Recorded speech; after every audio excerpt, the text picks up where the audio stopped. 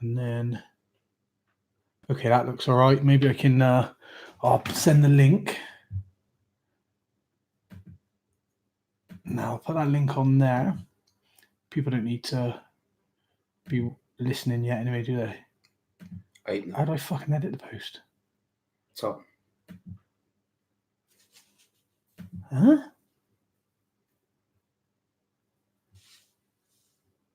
Can't you just put it in the comments?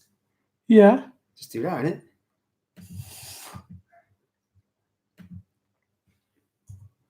There.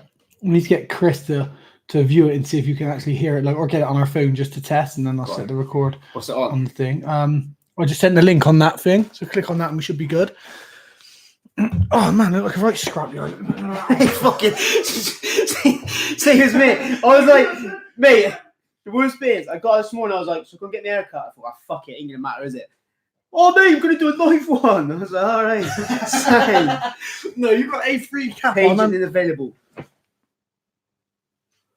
That's what it says, is it? Maybe you got to subscribe first. Let me have a look. See what's going on.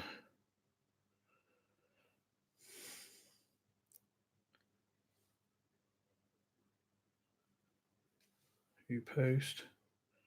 YouTube. See what's going on here. See if it's coming up. Is that what I shared? That can't be what I fucking shared, surely. Who's Kamasuri? 831 podcast. Live. It come up there live. Live. Come up there live. Live. Yes. We're good. But I shared the wrong link, haven't I? I shared the wrong link though. So yeah, don't fucking click on that, definitely.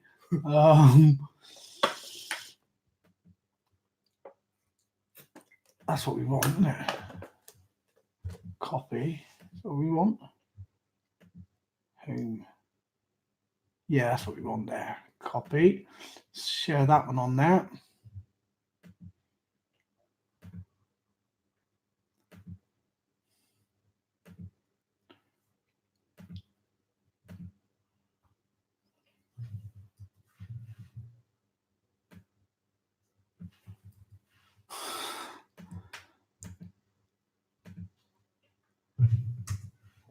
Right, that is now live. And I will just put it on YouTube on the actual main thing as well. Just put it in there.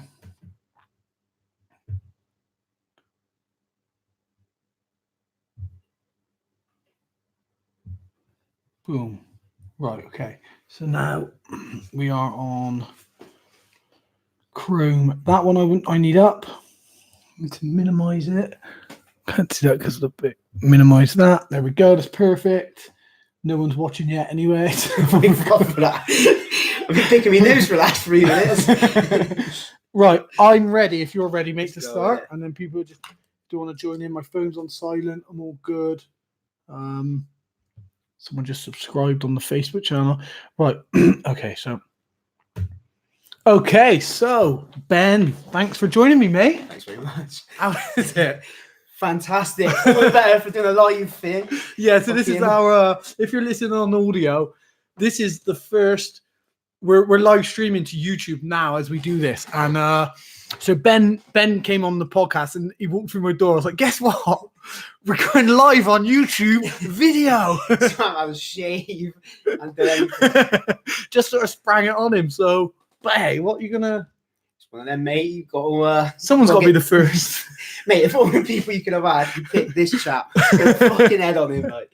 No, it's good. It's like, yeah, it's nice. It's relaxed. You ain't got anything to be worried about, you know? Hopefully the microphone's good. And so, yeah, we'll see. We got to have a first one. And I was going to fuck up as Paris with you. Paris you than someone really interesting.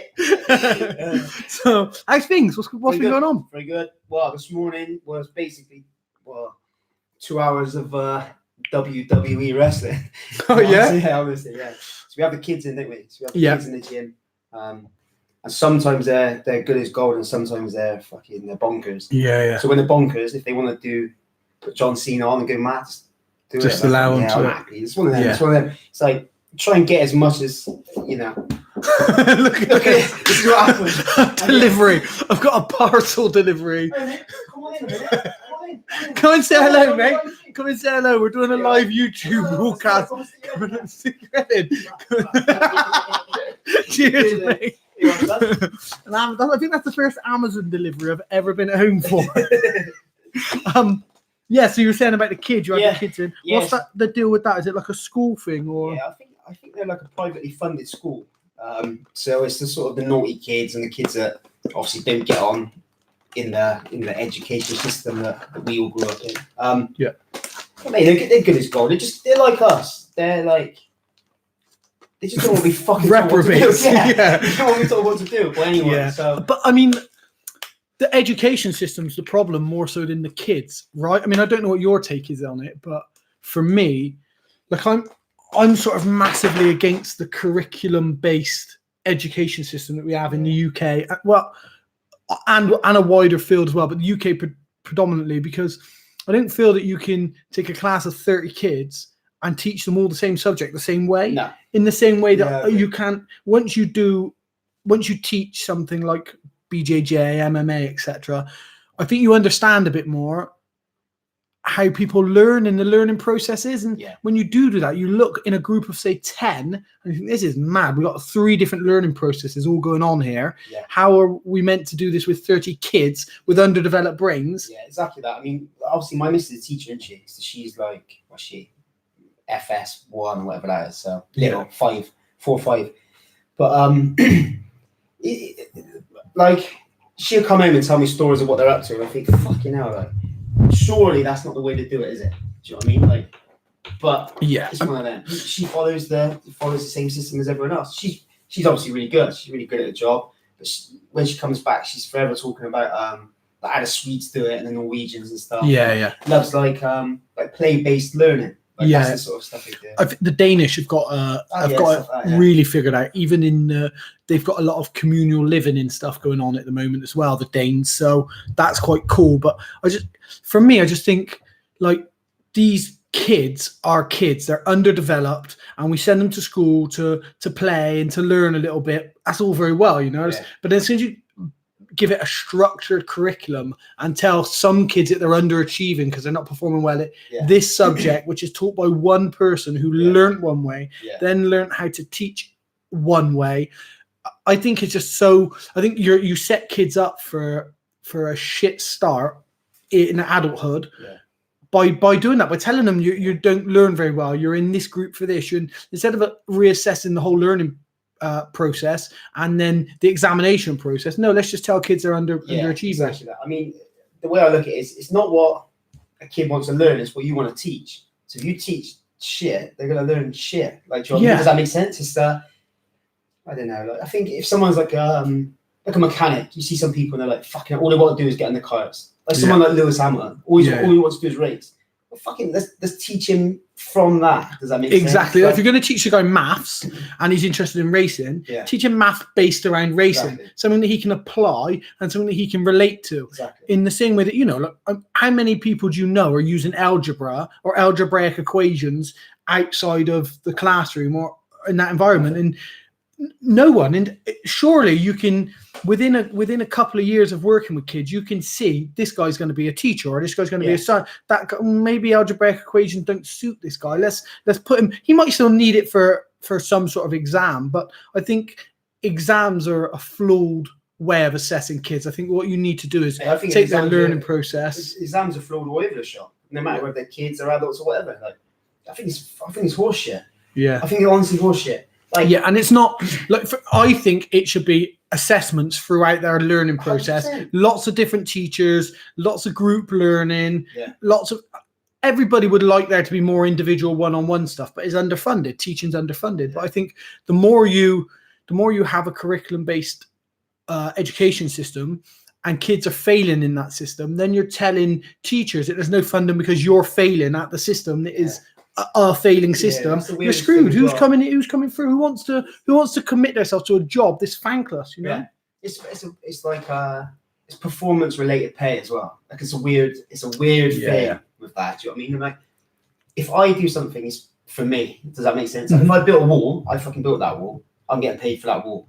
Does that make sense? Whereas the teachers, like, they got 30 kids and one of them shit. So 29 good pieces of wall, 29 perfect bricks, one brick on the slant. They don't get paid. Yeah. Like, or they do get paid, but they never jump up the pay scale. Yeah.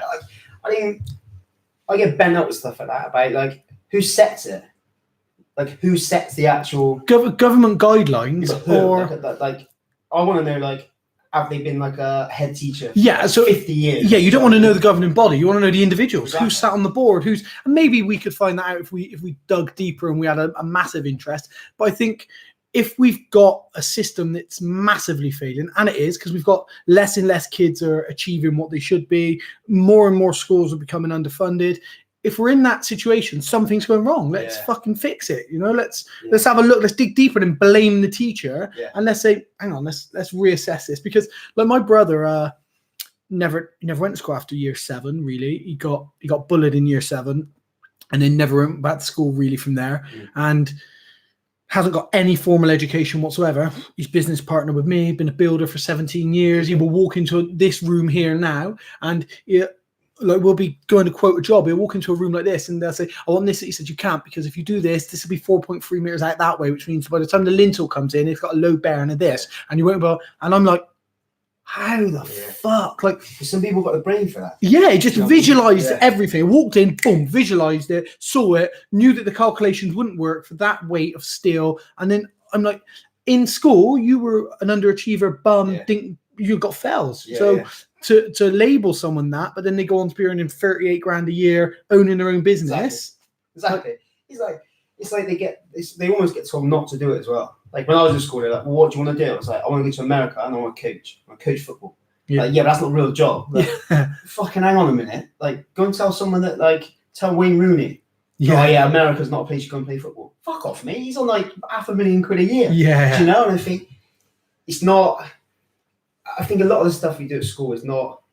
It's not driven towards you progressing. It's driven towards them meeting a target. Yeah, them achieving their targets. Yeah, exactly. Fair enough. Like, everyone's got to do their own thing for themselves. But I mean, we've got eventually the schooling system's got to stop being a business. Yeah, it's got to stop being a business, and you've got to take. Also, I think with career paths as well. Like, career paths have got to be becoming more and more limited, right? Because evolution of technology means there's less and less jobs. Well, like there is, and the job for life is gone. Yeah. So like our parents would have gone like straight to Cadbury's or whatever, go work for fries. Well, then them jobs are gone. The 50-year jobs, aerospace, same thing. Like more and more redundancies because machines are doing jobs. You need one man to run a machine that does the work of 10 men. Look at these things now. We've got a podcast. People can make money out of this. Yeah. Sitting in a living room. Eating French fancies. you were eating French fancies. I wasn't eating French fancies. I'm a professional athlete. This was half the reason for coming around. I seen the bacon last night. It's the first thing I mentioned. Was like, had a bit of bacon last night. He's like, get a bread pudding. Yeah, yesterday I fancied some bread pudding, and my nan used to make it, and then I know they sell it at like Parsons. I was like, fuck it, I'm making myself because I can have a tray of baked bread pudding. Give me the tiniest little bit, I don't want to say nothing. Listen, I don't mind sharing, but I want to make sure there's enough bread pudding to last me the rest of the day, because I'll eat a tin of bread pudding in a day. But you did bring around like these raspberry cranberry things in kombucha, so yeah, we're all set up. That's my tiny little bit of like, oh yeah, I'm looking after my gut health. My gut's real healthy. Like. It's going to take more than a can of kombucha to look after that gut, I reckon. The worst bit is we obviously he fought the other day, and we were sat on the side of the cage, and I said, like, listen, like, be honest with me. How long then to get a 6-pack? And he just fucking looked away. There's certain, like, sometimes people's goals are a bit too hard. Like, I'm never one to shit on someone's dreams, and I think you can achieve anything. But let's keep it real. Even when I made weight with Chris, I was like 77, bang on the number. Yeah. Didn't have no abs. No abs. Like abs. People say to me all the time, like, yeah, I'm doing sit-ups and stuff. I'm like, no, listen, you need to be super lean. Hey, I'm like super lean if you want abs. It's one of them. I make the decision. So I either get really strong and eat what I want, or have abs. Abs. Yeah. Fuck abs. Abs in it. Listen, you got a miss. You're married to a missus. You got a missus. It's not like I'm single. If I ain't got any abs whatsoever, I just don't go. I turn Tinder off for a month. I'm like, I'm not going on Tinder till I've got at least a 4-pack. There's no point not having abs and being single. People are like, oh yeah, the dad bod. Women love the dad bod. Not the dad bod and cauliflower ears, premature balding, and a great big beard. One, they might love the dad bod if everything else, like if you look like Jason Momoa, you can pull off a dad bod, you know? Yeah, that's what I look like. That's basically what I feel like I look like. Yeah, because you got a missus and you're not trying to pull. Go back to being single and having to pull women. You realise you don't look like that. I'm fucking so ugly. I'm so ugly. I'm so ugly. But I have a nice time. That's it. So There you go. Yeah, and you're married now, so what the hell, right? That's true. You have to keep slipping that in, didn't you? Oh, he's married. Yeah, he's married. Make sure just get the ring out. in case any girls are listening. Just in he's case married. you looked at this and thought, that's a bit of me. That Ben Lambert is actually a bit of me. Oh, jeez. I put the made sure the camera's on the skydiving picture of me doing just like the coolest I've ever been. Mate. It's a picture of me being the coolest I've ever been. Yeah, I can remember my missus when we come to watch. What show was that? I think it was a tear up show. You were on there. Sellers was on there. My missus was there. She's like, oh, Knuckle Up show. Yeah, Knuckle Up. She was like, oh, Sting Bowers. I was like, all right, fair enough. Like, he's pretty famous. Like, and she sort of looked around. And she went, oh, it's Wes. I fucking lost my lid. I was like, went from 0 to 10. I was like, how do you know him then? So, oh yeah, he was on the telly. I was like, back down to 0. I was like, I thought you'd been through it. I thought just done. This is what I was worried about going live. Because I say shit like that. Like, no, what am I going through it? Like, yeah, it's not listening. Your missus ain't gonna listen to this. I make it sound like your missus is out scouting for people to shag, and I'll shag anyone. Oh, he's gone through her. Like, what the fuck? I was like, if he's wandered out to Nottingham and just happened to meet her, I was like, oh, that's imagine it. the coincidence. So. No, I don't want to imagine the coincidence. Be deal breaker then. 100%. There's a lot to come back from that. There's a lot to come back from that. Like, we're too live, but there is another person. There's definitely another one. I think if it was you, that's 100% a deal breaker as well. Yeah, yeah, 100%.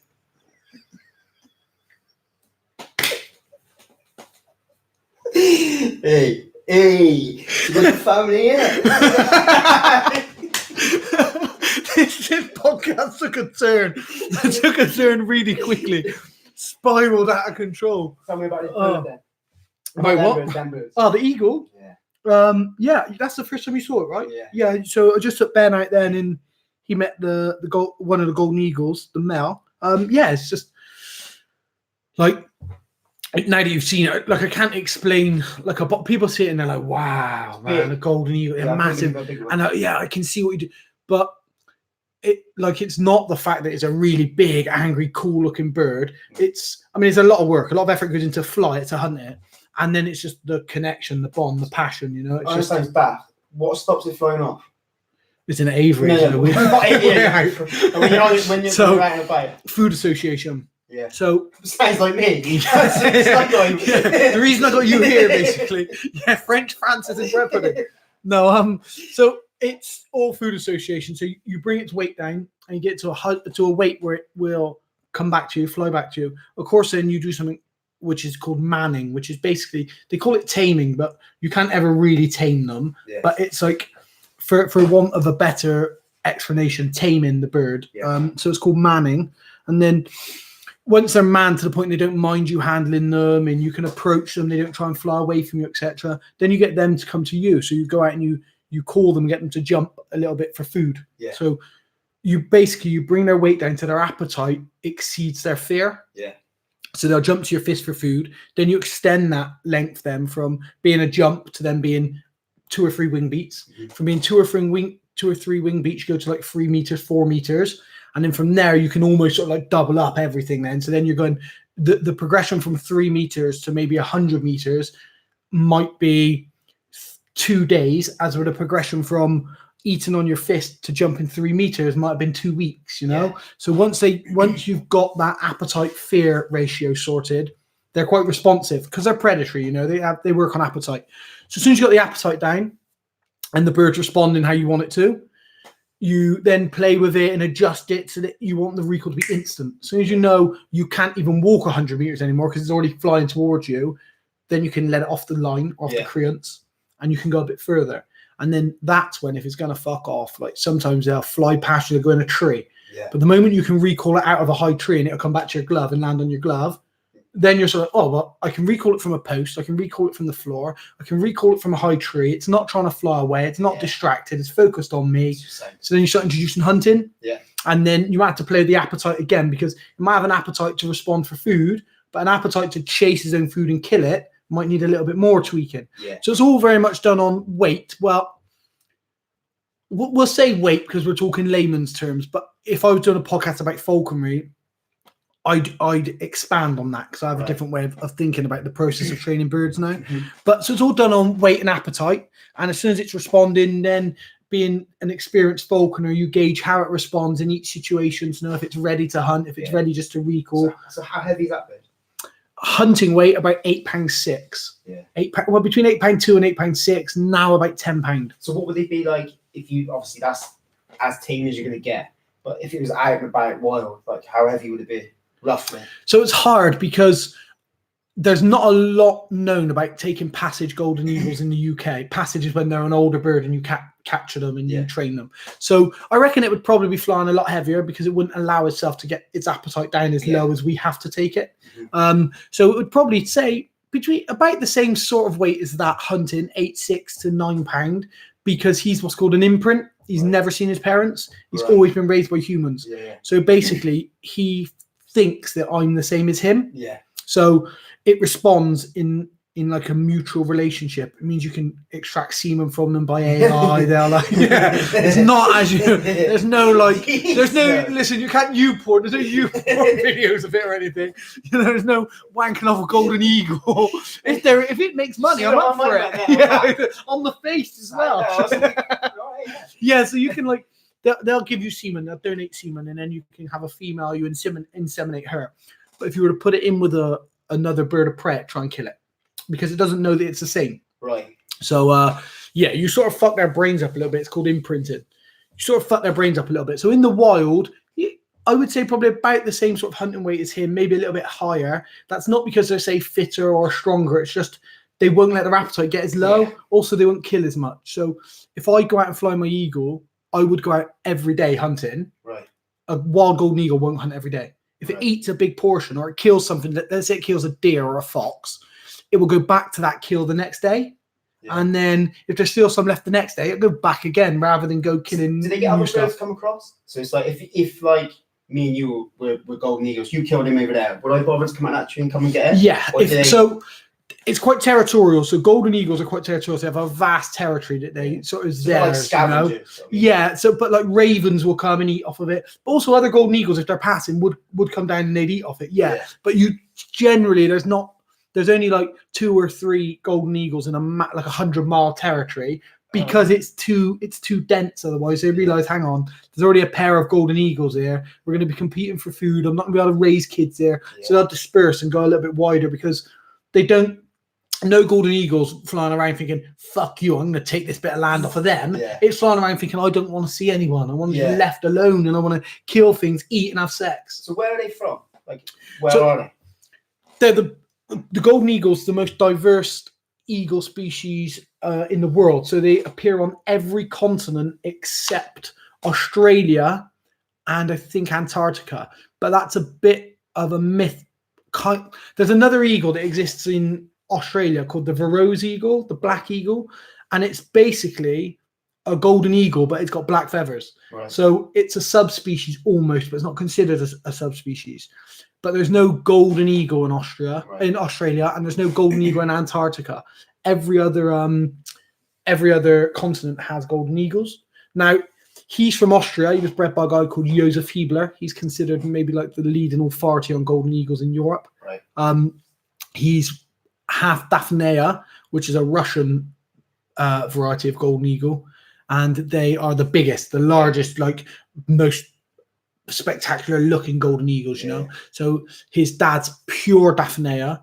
No, his mum's pure Daphnaea. His dad is Daphnaea and Kamchatka, I think, which is part of the Russian steppe. Right. So that's the biggest type of golden eagles you can get. So he's like he's on very good lines, so to say, you know. But yeah, we're not allowed to wild take them. They're Schedule 4 birds protected in this country, so you couldn't just go and take one out of the wild and train it. Yeah. As are all native bird of prey species in the UK, but they will.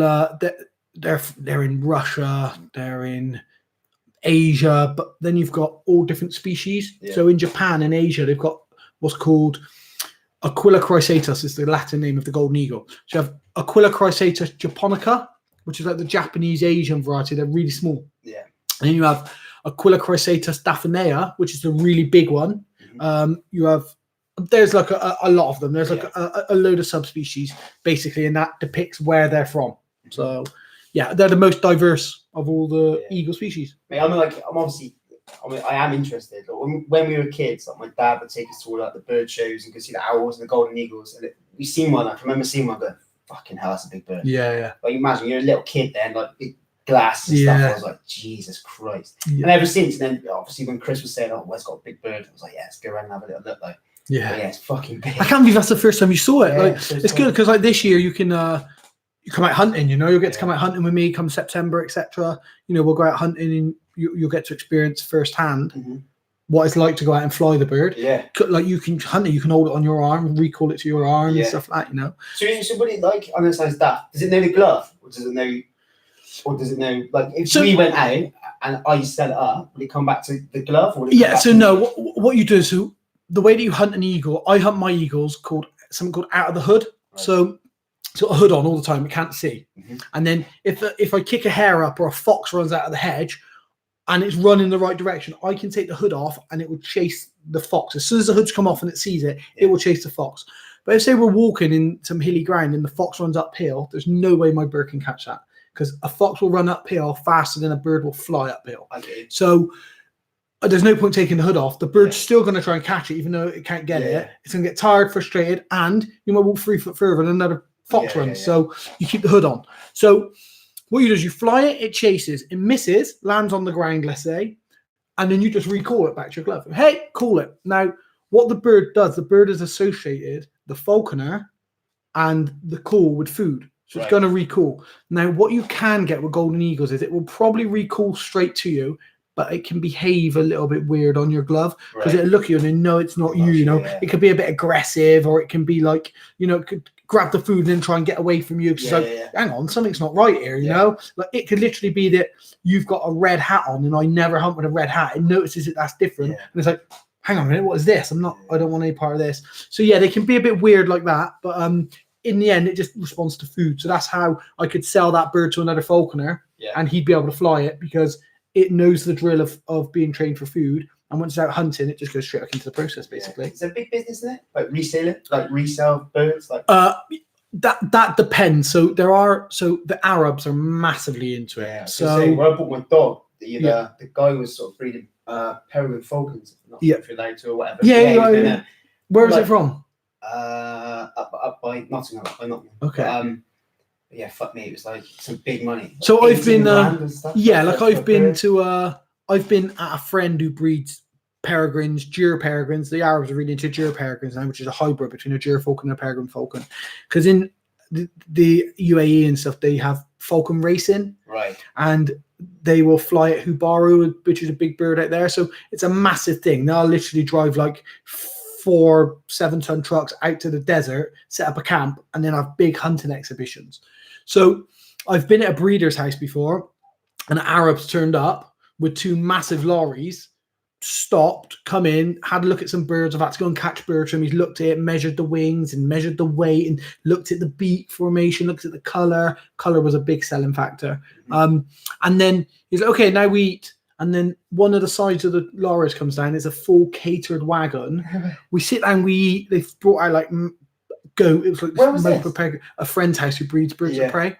And they drove from London, you know, like 2 massive 7-ton lorries. One of them was a catering wagon. The food was incredible. When we're leaving, he just goes to the van, gets out like a Rolex for the guy who sells the birds, gives me this lush Sony camera, just giving gifts. Like must be like 10 grand worth of gifts to me, the guy who breeds the birds, his family. Just crazy. If I'd have said like I'm going to London later on, he'd be like, where are you going? He did sort everything out. It just super money is just like just pouring out money, you know. That's So a they do weird that with place. Falcons, and then their Falcon projects over in the UAE now are ridiculous. What do you think to Dubai and the UAE? I've not been to Dubai. Never been to Dubai or the Oh, UAE. So everyone says to me, I'd love Dubai because of the base jumping, paragliding, skydiving. You know, like it's a big like adventure playground basically. Yeah. But it doesn't interest me. I'm not drawn to go place, there. Mate. It's a weird place. Like when we went, obviously we just like for our honeymoon. So we literally got off the plane, got there, and you're like, no one holds hands, no one does nothing. It's weird. Like it was a weird. We were there a couple of days. To be honest, we fucked up because we went in August, which is it's just too hot. Yeah. So hot, man. Even the people from Dubai were on holiday. Do you know what I mean? They didn't stay there. It's so fucking hot. Like you walk out the hotel and you're like your glasses just steam up. Like, it's ridiculous. It's too hot. But that being said, the food was nice there. It was nice. Everything's nice there. Everything you look at is nice. Do you know what I mean? Everything's. I mean, there's money in it. It's money. Mate. They've spent a lot of money on it. The grass is so green. That's the first, mate. I got off the thing. That's the first thing I seen. I was like, "Fucking hell!" Like it's a desert. Like what? How does it keep nice grass? You know what I mean, but it's water on water consumption. all the time. Fucking hell! No wonder it looks nice. You know yeah, he must be spending an absolute fortune. I mean, it just like it interests me because I'd like to go in base jump off the Burj Khalifa. Yeah, you're saying about the palm. Skydive over the palm. I'd like to do that. I'd like to. There's like a big zip wire as well that you go down. You can base jump off of. I'd love to do that sort of thing, but I'll get bored. Yeah, like that's okay to go and do that, but for me, base jumping off buildings is okay. If you got permission, you get to base jump off buildings. It's cool, but I like the sneaky stuff. I like being James Bond and sneaking into buildings in like climbing cranes and stuff. Or I like to go to somewhere like Moab in Utah, and it's legal to jump all the cliffs, but I won't ever ask people where the exit points are. I like to go find them. And then, so I'll watch YouTube videos of like a little base jumping place, and I'll think, well, that looks like that, that looks like that. And I'll go to where I think it is, and I'm like, get the YouTube video back up, compare the look, and this is it, we find it. Yeah. And I love the adventure. So it might take me 3 hours to find an exit point for a, like 3-second jump. But the adventure was the hike. Yeah. Like the jumps, people are like, oh, you're mad doing that. Like the jump's nothing. Like that's, I like the adventure. I only base jump for base jumpers are really cool. And the adventure can be awesome, Yeah.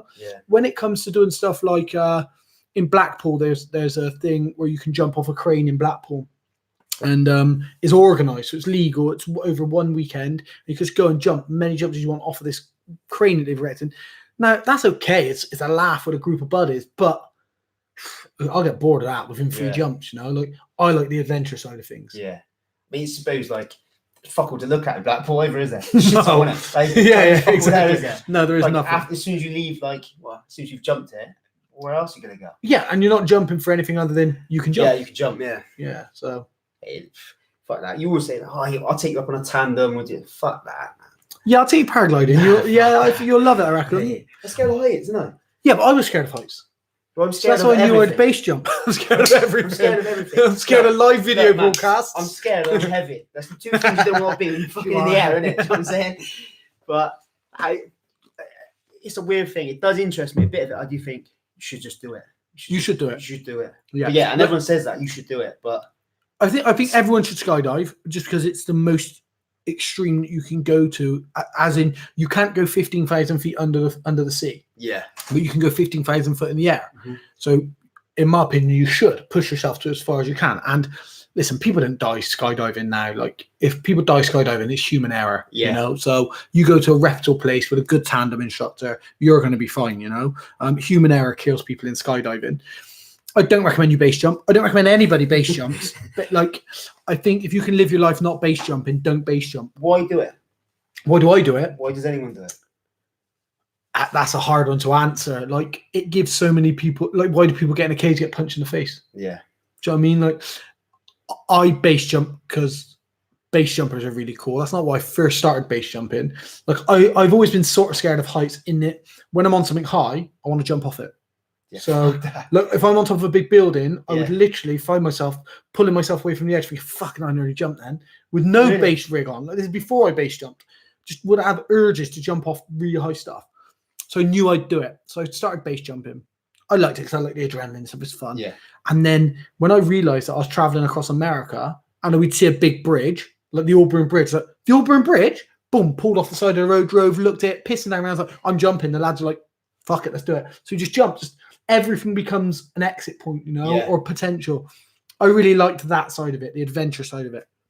And that's why paragliding gripped me so much, I think, is because when you base jump, it lasts about 3 seconds.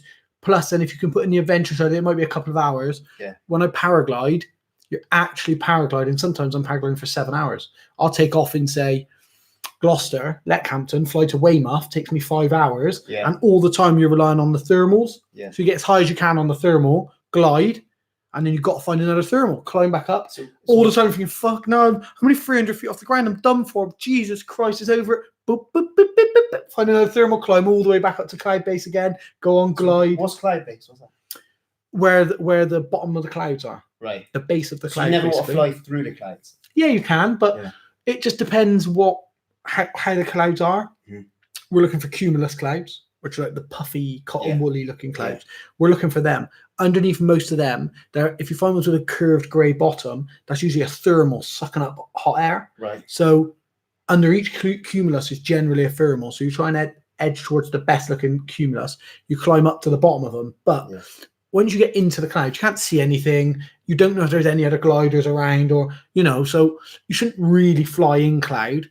And also you're not really going to go that much higher. Yeah. So once you get to the bottom of the cloud base, you might take you 20 minutes to climb up to the cloud base. So once you're at cloud base, move on, start traveling now. Yeah. So then you go as far as you can, find the next thermal, climb back up, go again, find the next thermal. And all you've got is the thermic activity. You've got no engine. So you've got to hope that, you can find another thermal and climb back up. Yeah. Is there anything you think, that's what I want to do? So you're quite, obviously you fight, you do the base jump, you do everything else. Is there anything you think, I want to try that? The only thing that if you were to say a bucket list of things that I'll be disappointed if I never got to try, ride a rodeo ball. I honestly, in my head, just before I said that, I thought, I bet that's what he said. Yeah? Yeah, fuck that. That's the thing. Like, and when you think the best guys in the world are struggling to do 8 seconds, I just want to feel what it feels like. I'd like to get on it and try and ride and just feel what it feels like. Get on top of me, mate. I'll show you. That's exactly the same. There's that, yeah. Ride a rodeo ball or Mount Lambert. Yeah, I think I would like to do that. When I was in America, I messaged a couple of rodeo places, and one in Texas said, "Come by, we'll see if we can." They had like a rig there set up, and come by, we'll see what we can have a chat with us and stuff. Yeah. But it's not sort of thing you just go and walk down a ball. You know I mean? You could do it though. Could you just go in and do it? I mean, like, well, if you went there and you met the people and you weren't some fucking psycho who was just nuts, they've got a lot of them have got like practice balls, and like, you'd probably get you to ride the practice ball for a bit, or put you on a young steer or something, Yeah. Maybe, I don't know. I didn't do a lot of research into it. But that is all that I can think of. I'd like to do. There's other things that I'd like to do, like. For me, I always wanted to jump out of a hot air balloon, so I jumped out of a hot air balloon. Yeah. Then once I jumped out of that air balloon, I was like, okay, it's just like jumping off fucking anything. Yeah. Jumping out of helicopters or something, like jumping out of. It was really cool because you've done, but I wouldn't want to keep doing it and doing it. I've done that. Again, if you said to me, Wes, I'm going on a hot air balloon ride, I'm going to ask the guy if he'll let me jump, and he said, yeah, I'll come, 100%. Yeah. Otherwise, there's no reason for me to get in a hot air balloon. Yeah. Fucking rubbish. So I'm like, things that I would like to do, I don't know really. Like I keep thinking I'd like to do like one of these ultra marathon 200-mile runs. Yeah, good luck with that, man. Yeah, like I don't run. Yeah, good luck with that. I don't know. And then listen, if you do it, I promise I'll come and watch. No problem. No, I think the only other thing for me, there's a race. Did you know I did that race called the X Pier a couple of years ago? Talk me through it. Paragliding race across the Pyrenees Mountains. You can hike or you can fly. Right. So you've got your paraglider that you got to carry all the time, and you have to hike 1,000 kilometers from one end of the Pyrenees to the other, or you can fly if the conditions. Yeah. So got to climb up mountains and stuff, and really hard work. You've got somebody following you in a van who's an assistant, got everything you need. But you got to carry your mandatory stuff. Well, tomorrow there's a race called the X Alps, which is sponsored by Red Bull. Yeah. And it's the same thing, but you do it across the Alps, and it lasts for 3 weeks. And it goes over like 6 countries. You've got to hit so many turn points and stuff. I really think I'd like to do that. But it's the most dangerous race on earth. Without a doubt, it's the most dangerous. Yeah, the weather systems are really bad. Like this time, people are worried that there might not be any flying because the weather's looking so bad in the Alps for the next 2 weeks. So it's been a foot race for the next 2 weeks running around the Alps. Because I did wonder how you race it. So it don't make sense to me. I'm like, well, you just get from the top to the bottom, innit? Like that No. it's not. So because you start one end of the Alps and you have to get to the other end of the Alps, say. So let me show you the map for the X Pier. If anyone's like listening, I'm sure you could just Google X Pier 2018 and you'll find the link to that, definitely. And you'll see the route. But this is the route that we had to cross. So do you have like a different setup for this if you're racing? Like Yeah. So this is where you start here on this beach. You have to fly or run all the way along here. Of course, it's all mountains. Yeah. So it's all mountains. So you can't just run in a straight line. And then you go back into France, back into Spain, back into France, back into Spain, and you have to run or paraglide it, you know? And how far is that? What's the distance? So I think the straight line's 588 kilometers. Yeah. But by the time you've done it, you're talking nearly 1,000 kilometers. Because you can't go in a straight line, obviously, you know. So yeah, there's one called the X Alps. That's on my sort of list of things to do, but all this is at the moment, you know, just fault.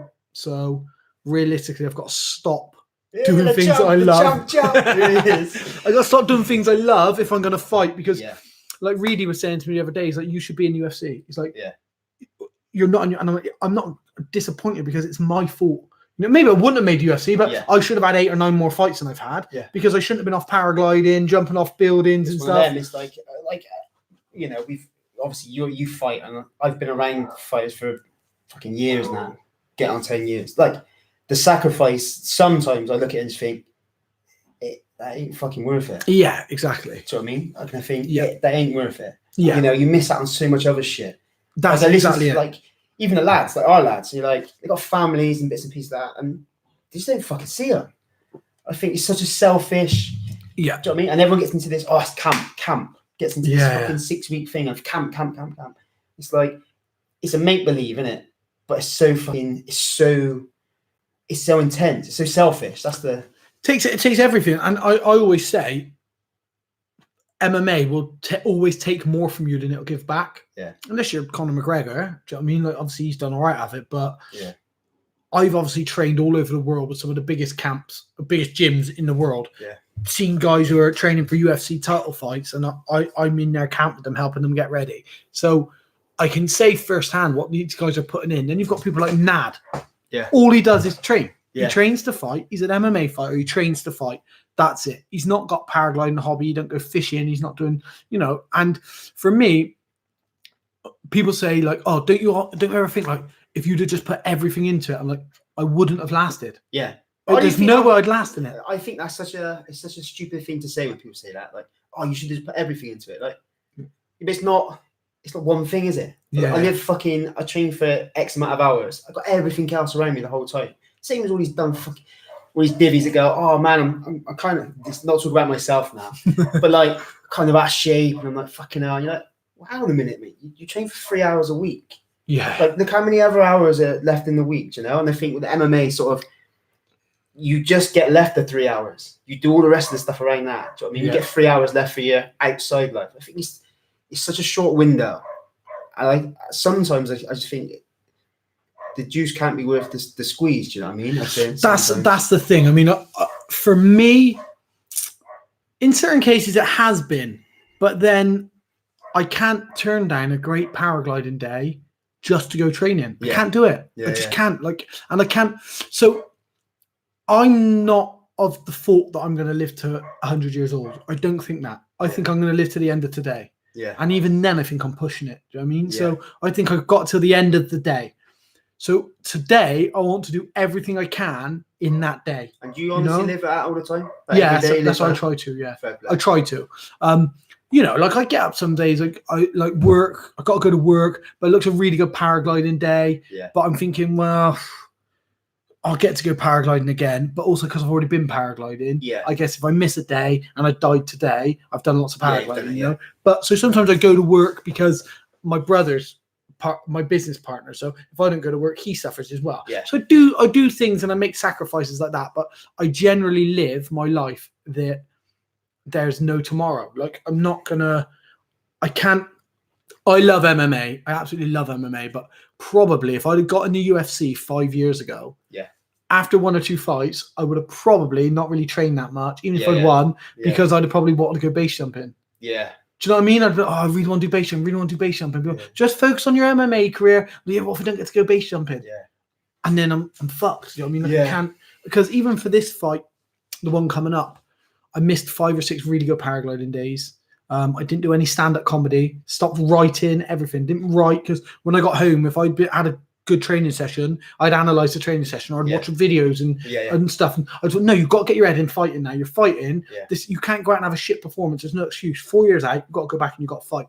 So I committed everything, and then it becomes a bit too much. Then I just think, then I get a bit like, thank God it's fucking over, and now I can do this and now I can do that.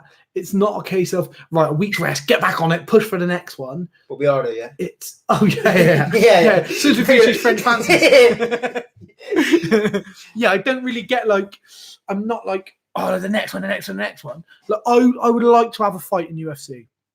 And possibly 4 more wins, maybe. I could maybe get there. But do I want a 5-fight contract with UFC? I don't think I want the pressure of that. I know it sounds daft, but is that something that's obtainable? I don't know. Not, you know what I mean? No, you're not. Asking, these are. I'm a realist. You know what I mean, go 4 more wins, get up to 18-8. 5-fight win streak. Been on the Ultimate Fighter. Probably top 5 in the UK. Then got connections with the UFC. Maybe I can blag it on a card. You know, maybe a European card I could blag it onto. I want to do that, but I wouldn't.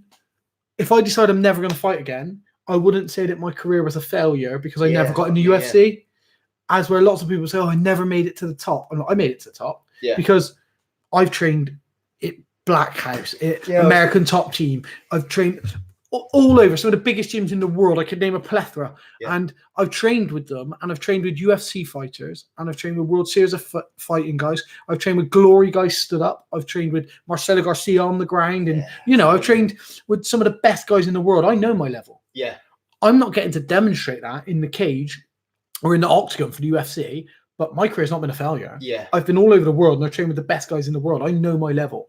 I've been there, and top guys have said, Wes, can you help me get ready for my fight? So, it's quality. So I'm happy with that. You know, if you want me as a sparring partner for a UFC fight, you're assuming I'm good enough to put you under as much pressure. So for me, my career is not a failure if I don't get in the UFC. As where before, when I was a bit younger, and for a lot of people, maybe like Nad, etc., it's their everything to be in the UFC. And I fully respect that, and I really respect their commitment. But for me, I have a commitment to myself. And I feel like I'm robbing myself of so much just by committing to that. You know? I mean, we touched on it the other day, but we were just chatting, weren't we? But where's the, you know, I'm asking you because when I spoke to James, like, you know, obviously we speak about James, but he, I can remember we went to Jamie Jones's gym, which is like wherever that is, Oxford or whatever, and he was starting to talk about his time in Pride and like the gyms he'd been. He went to Extreme Couture and stuff like that.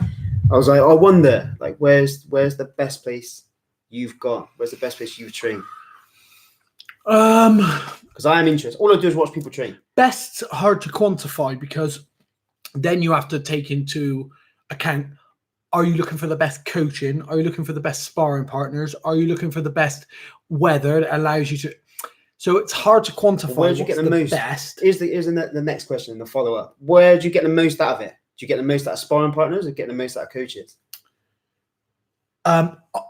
So I think environment's key. So the best place for me to train is at home. Because I'm comfortable. I don't have to think about everything. I can just, you know, if I get out of my house now and my car's not working, I can jog to the gym, or I can ring someone and say, come pick me up, you know? If I'm in, say when I was at ATT, if I was at ATT and my car broke down, I can just ring. Who am I going to ring? Like Thiago Alves? Like, Thiago, I know we got a spar, but my car's broke down. Come pick me up. He's got to come 30 miles out of his way because, like, Florida's massive. You know what I mean, come 30 miles out of his way just for a spar with me. Like, no, it just doesn't work. So you've got to be somewhere that you're super comfortable. Then it's the other guys who are at the gym. So Black House was amazing. Kenny Johnson was brilliant to me.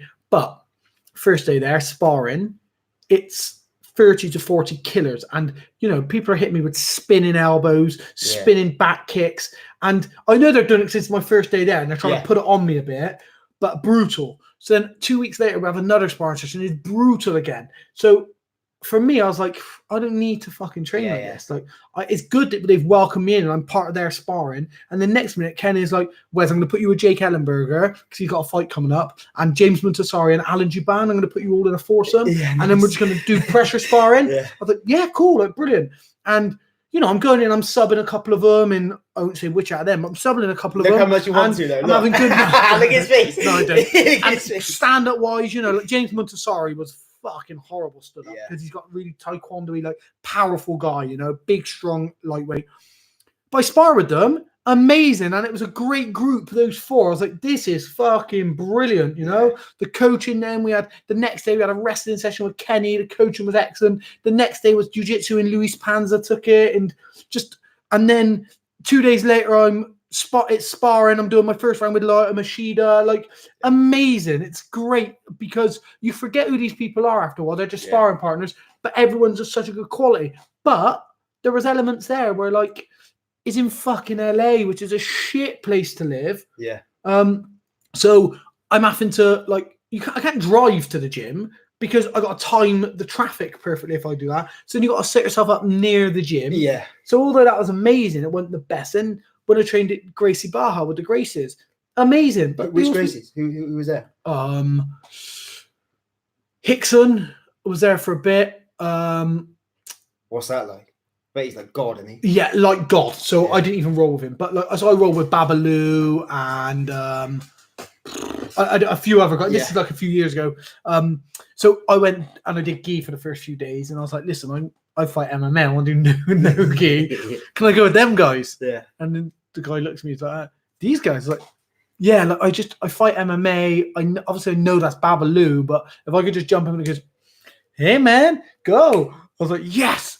Got my fucking ass handed to me. Went back the next day, got my ass handed to me. Went back the next evening, got my ass handed to me. Went back the next morning, ass handed to me. Carlson Gracie calls me over. And he goes, when you roll, you try not to get subbed, man. I was like, yeah, like I'm just trying to be defensive. And he went, you will never sub anyone, man. I was like, what do you mean? He said, you have to try. And something clicked in my head. I was like, fuck. I'm never going to sub anyone avoiding trying to be subbed. I'm better off getting subbed 20 times as opposed to 10, but trying to catch people, and then eventually I'll catch someone. As soon as I did that, the whole game changed for me. The whole jiu-jitsu, I mean, I'm a low-level guy at this point. The whole game changed for me. My outlook on jiu-jitsu changed, you know? So I reckon I'm in the same place as you were then. So, like, I'm a low level, but, like, I've just started to get to the fact where, like, if I get tapped.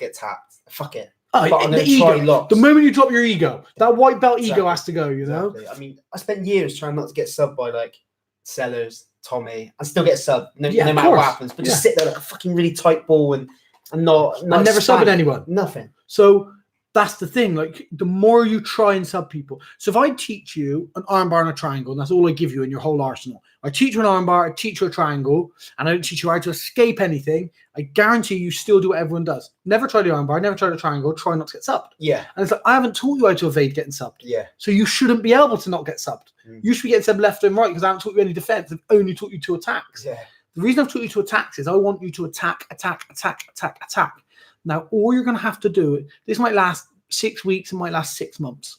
You'll sub someone once with an armbar, let's say. You catch someone with an armbar. The second you sub someone with an armbar, it'll click. Like, fuck, man. Yeah, I set that up for this. Then you might go 5 more weeks. But in those 5 more weeks, without subbing anyone, in those 5 more weeks, what you'll find yourself doing is trying to set up that armbar a bit more. Now, when you can't get that armbar, instead of fucking panicking and getting subbed, you avoid and try and get to a point where you can set up the armbar. So because of that one thing, 10 things have fallen into place. So the one armbar has allowed an opening for you to defend armbars, to think about how armbars are set up, to then think about, hang on, I think of the armbar, but I'm in a position for the triangle. Boom, Wes taught me the triangle. So that one move was the catalyst for all these other things coming into place. So now from 2 moves, you have 10. From those 10, you then, at every one of them that you've got, whether it's an escape, you think the counter from this escape will be then to get side control. So now I need to learn something from side control. Yeah. Every one of those then has a branch off of it. But the more you try and the more you play. Yeah. That is play. It's play. It's play. I get sub now. Like, there's no, like, I might go to the gym and it peds. There might be 7 black belts on the mat, 8 purple belts, 5 blue belts, 6 white belts. Yeah. I might go to the gym. I might have a night where I sub 4 black belts and no gi. I'm not subbing any fucking gi. Fucking no gi. I might sub 4 black belts. I might sub 2 purple belts and get subbed by a blue belt. Yeah. Made a mistake. Took my eye off the ball. This guy's got an amazing triangle. He's really long, and all he's worked is his triangle for ages. He's awesome at it. Boom, he caught me with like shit. I didn't see that one come. Caught me with it. Yeah. I laugh. Yeah. I'm like, I'm gonna learn more from that than he is. Yeah. He's just subbed someone who's been doing jiu-jitsu 16 years with a triangle that he knows he's good at. Yeah. So if he can sub me with a triangle, he should sub anyone with a triangle. Yeah. I got caught with a triangle from a guy who's got a good triangle. Yeah. You shouldn't be catching me with the triangle. Yeah. No matter how good you are at a triangle, I should see all the signs leading up to it. I'm going to learn more from that than he is. Yeah. But he's going to walk away with a... listen, this is a hypothetical. I say he's going to walk away with an ego. This isn't an individual. He's going to walk away like, I subbed Wes. I caught Wes with a triangle. I subbed Wes. He's not going to go away and say, what did Wes do wrong there? Yeah. Because I shouldn't have caught him. I'll tell you what, I had the same thing. Last week. So last week's the first time I think I've ever rolled. I didn't get subbed. Ever. Yeah. I walked out, I was like, fuck, I didn't get subbed. Brown belt, purple, didn't get subbed. Fucking close, but I didn't get subbed. And I was like, I walked out, I was like, fuck, I'm the man. And then in reality, I'm like, I didn't sub anyone either. And I was like, shit. So I just lost on point. I basically just did this with my, just like kept moving the same thing up and down. Exactly. Same move. I didn't learn fuck all. You didn't analyze anything. Yeah. Because you've got so fixated on not getting subbed, you forget what they were even trying to sub you with, or what they were. Because so Pedro will always sub me with a couple of certain submissions. I'm not saying what they are because he'll do it even more. But he's got a couple of submissions that I know he can get me with. It will. So I put myself in a position because I want to learn how he does it. Yeah. So I'll go there, and he might think, fucking hell, Wes, I've caught you 4 times with this tonight. What he might not realise, I'm sure he does, is Pep. Yeah. But what he might not realise is I'm putting myself because I want to know what his body movement is. Yeah. How did he get his hip at that half guard? Yeah. Why did he turn to the left and then, he stepped back over? And I'm allowing myself to get subbed 5 times because I want to learn what he's doing. Yeah. And he subbed me 5 times with the same move, but he'd set it up 4 different ways. Yeah. So what was different and what was the same about those 4 different ways? So I play in those scenarios. There's no point me going to a class at Pedro's and trying to sub Ped, sub him. I'll try that. If I get top position, I think, right, I'm not fucking giving you top position back. I'm keeping top position. If I get swept when I'm on the bottom, I think, right, what's he going to do? Because I'm not going to learn anything trying to triangle Ped. I'm never going to triangle him. So I think, well, what's he going to do now? He's now in the position I was in 2 minutes ago. Yeah. How's he going to keep me on my back? Yeah, I mean, I suppose that's the difference between white, blue, purple, brown, and black. That is the difference, isn't it? Everyone drops down that little bit. Like white belt, I can remember when I took up like my first session, I was like, I had a Mohican. I thought I was fucking 10 men. I turned out with Voisin. Yeah, I did. I turned out with Voisin. I was like, I reckon I'm going to fucking smoke through this lot. And within about... Not been training at all, no? Never. Never done jiu-jitsu? Never did anything. Nice. Turned out with... Mohican's the first step. That's the white belt for white belts. Mate, I turned up, I was like, I'm fucking full shut the down. Like, I am going to fucking do whatever I want. Like, I did. I thought I was 10 men. I turned up. I think Sam was there. Obviously, Sam was there then. And I just got filled in. I was like, the fuck is this? Like, I'm a lot like strong, like I was fit, like played rugby, did whatever. Yeah. Get filled in by everyone. Yeah. And I mean everyone. Yeah. And I mean like Wes. Do you know Coffee Wes? Do you know Wes does the coffee? No, Wes Jennings. He's good. Oh, trains at your place? Yeah. Yes, yeah. Nice guy. But like when he was a bit heavier, like he didn't look like an athlete, let's put it that way. Yeah. I was like, I am going to fucking smash this lad through the floor. And within 2 minutes I got like fucking tap. And he's a white belt tapping me out. I was like, this dude should not even be on my fucking level. Yeah. And he's smashing me. And it's like, it took ages for it to go. And I was like, whereas now, like, it's cool because you see the next lot of like white belts come through and they're the same. And they're like, grab hold, fucking wrench it. And they're like, and now it's like, I get it now. Yeah. I was that asshole. And like gradually they'll all start to filter down. Like, so what belt are you? Blue. So right, you're probably not a blue. You're probably a high purple. But what you've not done is you've not figured out. You've probably got as much knowledge as a purple belt. Yeah. You've not figured out the bits that make you a purple belt. Yeah. So if you've come to jiu-jitsu classes for 3, 4, 5 years, you've seen as many techniques as a purple belt seen. Yeah. Right? You've seen them. You've drilled them. Yeah. What you've not done is you've not learned how to fuck all the distractions off and focus on getting those things. So you're probably knowledge-wise and experience-wise a purple belt, but you're a blue belt because you haven't figured out the little gaps that's missing. I've only just got my blue. Yeah. Fucking 10-year one. I'm a purple belt. I'm a purple belt. I don't do gi. You said to someone the other day, like, oh, you got your blue belt? Like, yeah. It's like, cool, you've been doing this fucking ages. I was like, well, yeah, I have, yeah. It's like 10 years at white belt. Like, oh, you must be shit. I was like, I was a 16-year white belt. I swear to God. Yeah, but you're a pro MMA fighter. Like, pro MMA fighter, yeah. But I had the thing of, like, I had ages off. Like I just did, but I watched everything. Yeah. So I just sit there and watch Chico teach. Just everything he did, I was like, that's the bollocks. Yeah. Like I think I learned more from him than probably anyone at anything. Like, I've rolled with you. And not even just jiu-jitsu, but like everything. Yeah. The way he coaches, the way he structures sessions, the way he deals with different people in the gym, like different personalities. Like MMA guys, 9 times out of 10, fucking hard work. Do you know what I mean? Whereas the jiu-jitsu guys are sort of, especially when we started, like nerds. Well, your black belt becomes a god. That's the thing with jiu-jitsu, you know, like you go to a jiu-jitsu class and you're a blue belt, the black belt's your god. Yeah. If you go to a jiu-jitsu class as an MMA fighter, the black belt's someone you want to beat up. Yeah. That's just how a lot of MMA fighters work. Yeah. And you will see them like they'll be white belt at jiu-jitsu, but they're a pro MMA fighter, and you can see in their head, it'd be different if it was strikes. Yeah. But there's not. Yeah, but it's the same. It's the same as when all the jiu-jitsu guys get beat no gi and like, oh, put the gi on there. Yeah, it's the same, innit? It's like, of course. Like, so I'm probably a grappler because I rely heavily on my wrestling. Yeah, my takedowns, my top control, the way I move around the body. I don't consider myself to be a jiu-jitsu player. I'm a grappler. You know, that's the way that I like funky leg locks. I like dominance where I can land elbows, and I'll get in a position where I can just control you. I consider myself a grappler. So I've subbed quite a few black belts all over the world, and a lot of the time it's because of that wrestling influence, that dominance of certain positions. If you allow me to get to a certain position, you are fucked, you know? In the same way that if you allow a black belt, high level guy like Pedro to start having you're fucked. I can't, if he wants to have his way with me, he can have his way with me because he's so much more skillful, you know? It's the same, I rolled with Chico the other week when Chico was back.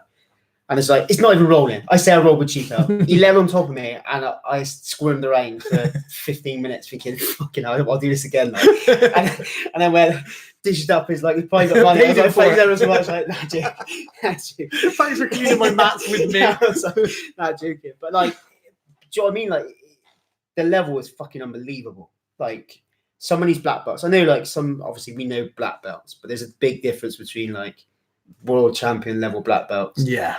World's Masters champion black belts and just your normal black belt from at the club who gets it for time served. Do you know what I mean? He's spent 15 years on the mat, competed twice ever, but he's a good teacher. Like, there's your black belt. It's like, it's not me rubbishing black belts. Fucking hell, if you're a black belt, you're a black belt. Oh, yeah, but there's levels. Black belts are levels because people think that there's that saying in there like, a black belt, the journey's only just begun. That's where the journey begins. Yeah. And that's kind of true because you're aspiring to be a black belt. And then once you get it, well, that's not it. You don't know everything. That's when you learn now. Yeah. You've got all the tools. Now you have to learn how to use them. You know, like that's the way that I think of black belt. And belts, they don't mean anything to me in as much as that, you know, because I don't want to rubbish black belts in the slightest. I have a lot of respect for BJJ. But they don't mean anything to me for the simple fact I've subbed black belts. So I mean, so you've got a black belt. I don't have a black belt, but I've subbed lots of black belts. So your black belt didn't mean anything in this scenario. However, I really want a black belt because I want people to see that I've had commitment to learning this. Yeah. You know, I am committed to learning this. I do come home and I do watch tutorials and videos and see different ways to set up things from half guard. And when I teach, I'm going to teach half guard stuff tonight. So, okay, let's look at a variant of this that I always teach. Yeah. Like, I am obsessed with this. I do really enjoy it. And a black belt is sort of a reflection of that, you know, or a representation of that. Yeah. So I don't want to discredit having a black belt. I think it's amazing. But at the same time, once we got our gi off and we roll, don't tell me that I'm not at a certain level because I don't have a black belt. Yeah, you know? I understand. I just consider myself like big, massive heavyweight, Cormier slammed him on. Is it Barnett? Yeah. Josh Barnett's not a black belt. Yeah. Let any black belt roll with Josh Yeah. Barnett. Do you know what I mean? He's Yeah. like, once he gets that catch wrestling stuff on you. Yeah. So the black belt, I think the black belt should be an aspiration for your journey. But I think it'd be like this. If you were going, say you were going away to walk Snowdonia for the weekend, right? Yeah. You're going, I'm going to go away and I'm going to walk Snowdonia. And you live in Penzance in Cornwall. The car journey and stopping at the base of Snowdonia, that's your black belt. Right. When you pull up in the car park at the base of Snowdonia, that's your car park. That's your black belt. Yeah. You've got your black belt because you made the journey. Yeah. Getting to the top of Snowdonia now, that's where you're utilizing your black belt. Yeah. That's the journey. Is the adventure's just beginning, you know? Yeah. The adventure's just beginning. Yeah. Like every service station you stop at was another belt. And when you've made it to the car park, you get your black belt. Now I go on my journey up to Snowdonia. That's the way that I think of it. Like, a good analogy. Yeah, that's the way that I think of a black belt. And because I don't want people to think, he's discrediting BJJ. No, I've fucking got loads of respect for BJJ. And I would love to have a black belt. The only reason I don't do gi or don't do more gi is time. Yeah. Like, I'm trying to fight again. I own my own business. I'm trying to do these podcasts. Yeah. I'm trying to write stand-up comedy and do some stand-up. Like, I've got so much that, like, paragliding. Yeah. How do I squeeze 2 hours of gi in a week? Like, how people like, well, you'll make time. It's like, yeah, listen. It's the same thing as anything else. You've got time if it's priority. If it's not number one priority, you ain't got time, have you? And that's exactly it. And if I do 2 hours of gi when I could have done 2 hours of no gi, for me, I'm like, well, I'm still fighting. Yeah. Like, I'd rather do the no gi, yeah, you know? Yeah. And that's it. Not because I prefer no gi, it's just more applicable at the moment. Yeah. You know? It's just like, I look at black belt like, God. I'm like, fuck you now, man. Like, to be honest, like, I put the gi back on a lot more now. One, obviously, because I got the gym. Two, because I just enjoy it. It's the one time of the whole week where I don't think about nothing. Yeah, I don't think about anything. I just roll. But the other thing is like when I have a family, when my kids are old enough to be on a mat, I want to be a decent enough belt that I can go, listen, this is what we're doing. This is how we're going to start to change. You know, that'd be a big thing for me. Well, you got to think. So if you had a kid now, that's probably not going to be until it's 10. It would really respect it. So you could be a black belt by now. So they're going to look at your dad like, whoa. That's what I mean. That's the thing. That's the face you want. I mean, I can't remember what I was watching. It's one of the BJJ like documentary things, and one of the guys on there said, "Look, you're going to be somewhere in 10 years. You might as well fucking be a black belt." I was like, "What?" I was like, "Makes perfect sense." You know? Yeah, you're either going to be talking about when you were a white belt, or you're going to be a black belt. Like be a black belt. Like in reality, at the time, like I should have a black belt now. For as many years as I've done it, if I'd have gone like, it's different because I took time off and whatever else, but the actual time from the first time I got a gear on till now, it's a fucking long time. Yeah, but also you're not being paid to be a black belt. You're not being paid to do jiu-jitsu. No. So you've prioritized other things in your life. Yeah. And if you could go back 10 years now and someone said to you, okay, in 10 years' time, you can have your black belt or you can have your own gym, what would you choose? Gym. Boom, you've done it. Yeah. You've achieved and excelled what you wanted 10 years ago. Yeah. So although you don't have your black belt, you've far surpassed that. Yeah. Like, and that's the way that I look at a lot of things with me. Is that okay? I'm not in the UFC, but I've fought all over the world. I've cornered all over the world. I've paraglided all over the world. I've been in the British Championships, been in the X Pair. I've base jumped here. So the UFC would be an amazing dream, and I'd love to do it. But at the same time, what I've done far exceeds that. Exactly. Goal. Yeah. So that's the same thing for you, Nick. You know. Yeah, I mean, it's a weird thing because obviously, when I started with Chile, they were like, right. It was a good thing. It's a good thing. I think everyone should do this. He asked me like the first couple of days we were there, and he's like, "Listen, you're gonna give me your perfect day in the next week. You're gonna give me your perfect day in 1 year and your perfect day in 5 years." I wrote it down in a book, and I was with another lad, like with Zach and that. And Zach sort of wrote like, I'm not discrediting nothing, but he's like a couple of lines. It's I'm gonna get up, I'm gonna do this, I'm gonna train, I'm gonna do that. I fucking turned up. I had like 3 or 4 pages, a big diagram in a gym, and he sort of looked at me like I was a fruitcake. I was like, but I will get there. Yeah. Like I'm the worst. I say I'll do everything. I'm like, yeah, fuck me, I'll do Ironman. Yeah, fuck me, I'll do this. I'm the worst. Yeah. But when I say it, I mean it. Yeah. But it just takes me longer. I'm like, fuck it. If it takes me an extra year, it takes me an extra year. But I am pleased. I'm pleased I've done it. But now on another floor. Yeah. Like the goal was always three floors. So the minute I got 1. Yeah. When they get the second floor, then we'll fucking put a restaurant on the top. Then we're fucking. Yeah. And you got to have them. Like that's the thing with them goals. Like you said about. I'm very so. If I say I'm going to do something, I generally 9 times out of 10. For me, when I first started with MMA, I was like, I saw UFC. I was like, I'm going to do that. Yeah. Just before James even asked me to train with him. Yeah. And I was like, I'm going to do that. And I remember now, this guy was sat in my sister's flat, and he went. He sort of looked at me. I was like, I'm going to fucking do. I'm going to do UFC. Because it wasn't MMA then, it was UFC. There was no MMA. And then, so somebody said to me, like we were chatting like 6 months later, and somebody said that he had said like, oh, he thinks he's fucking tough. He thinks he's going to do UFC. He's a fucking dreamer. Yeah. I was like, oh, watch this. Mate, exactly. Watch this. It lights the fire under your ass. Yeah. I was like, watch this. And then, so I went and did what I did. And then it was the same with like base jumping and wingsuiting. I'd be like, oh, you can't just do that. I'm like, what do you mean? Yeah. I'm like, you can't do that. I can do it. Yeah. And like, be like, no, you can't just do it. I'm like, fucking watch this. You know, like I'm doing it. So it's different though. Different people use fuel in different ways, don't they? Some people take, which is you know, you coach. We both coach. Yeah. That's the best bit about coaching. I think that's the best bit. It's not like what we're trying to coach, it's how. Yeah. Them little bits. Like I had it. You know the Duncan French. You know the guy he's the head of the Performance Institute now. Yes. So he was like part of like a mentorship program, and he got assigned, or I got assigned him. So we used to do like Skypes and stuff like that, talk over the phone. And one day he got me on the thing, and he's fucking. I was telling him what I was going to do. I'm like, oh, Duncan, I'm going to do this. I'm going to do that. And he's looked. He was like, you got so many fucking gaps in your knowledge. You will never do fucking anything unless you pull your finger out your ass. So just too much of a nice bloke. He said, how much are you fucking charging? I was like, oh, £5 an hour. He's like, you're a prick. And he went straight out there. So you think this is one of the best coaches ever? And he's like, you're a fucking idiot.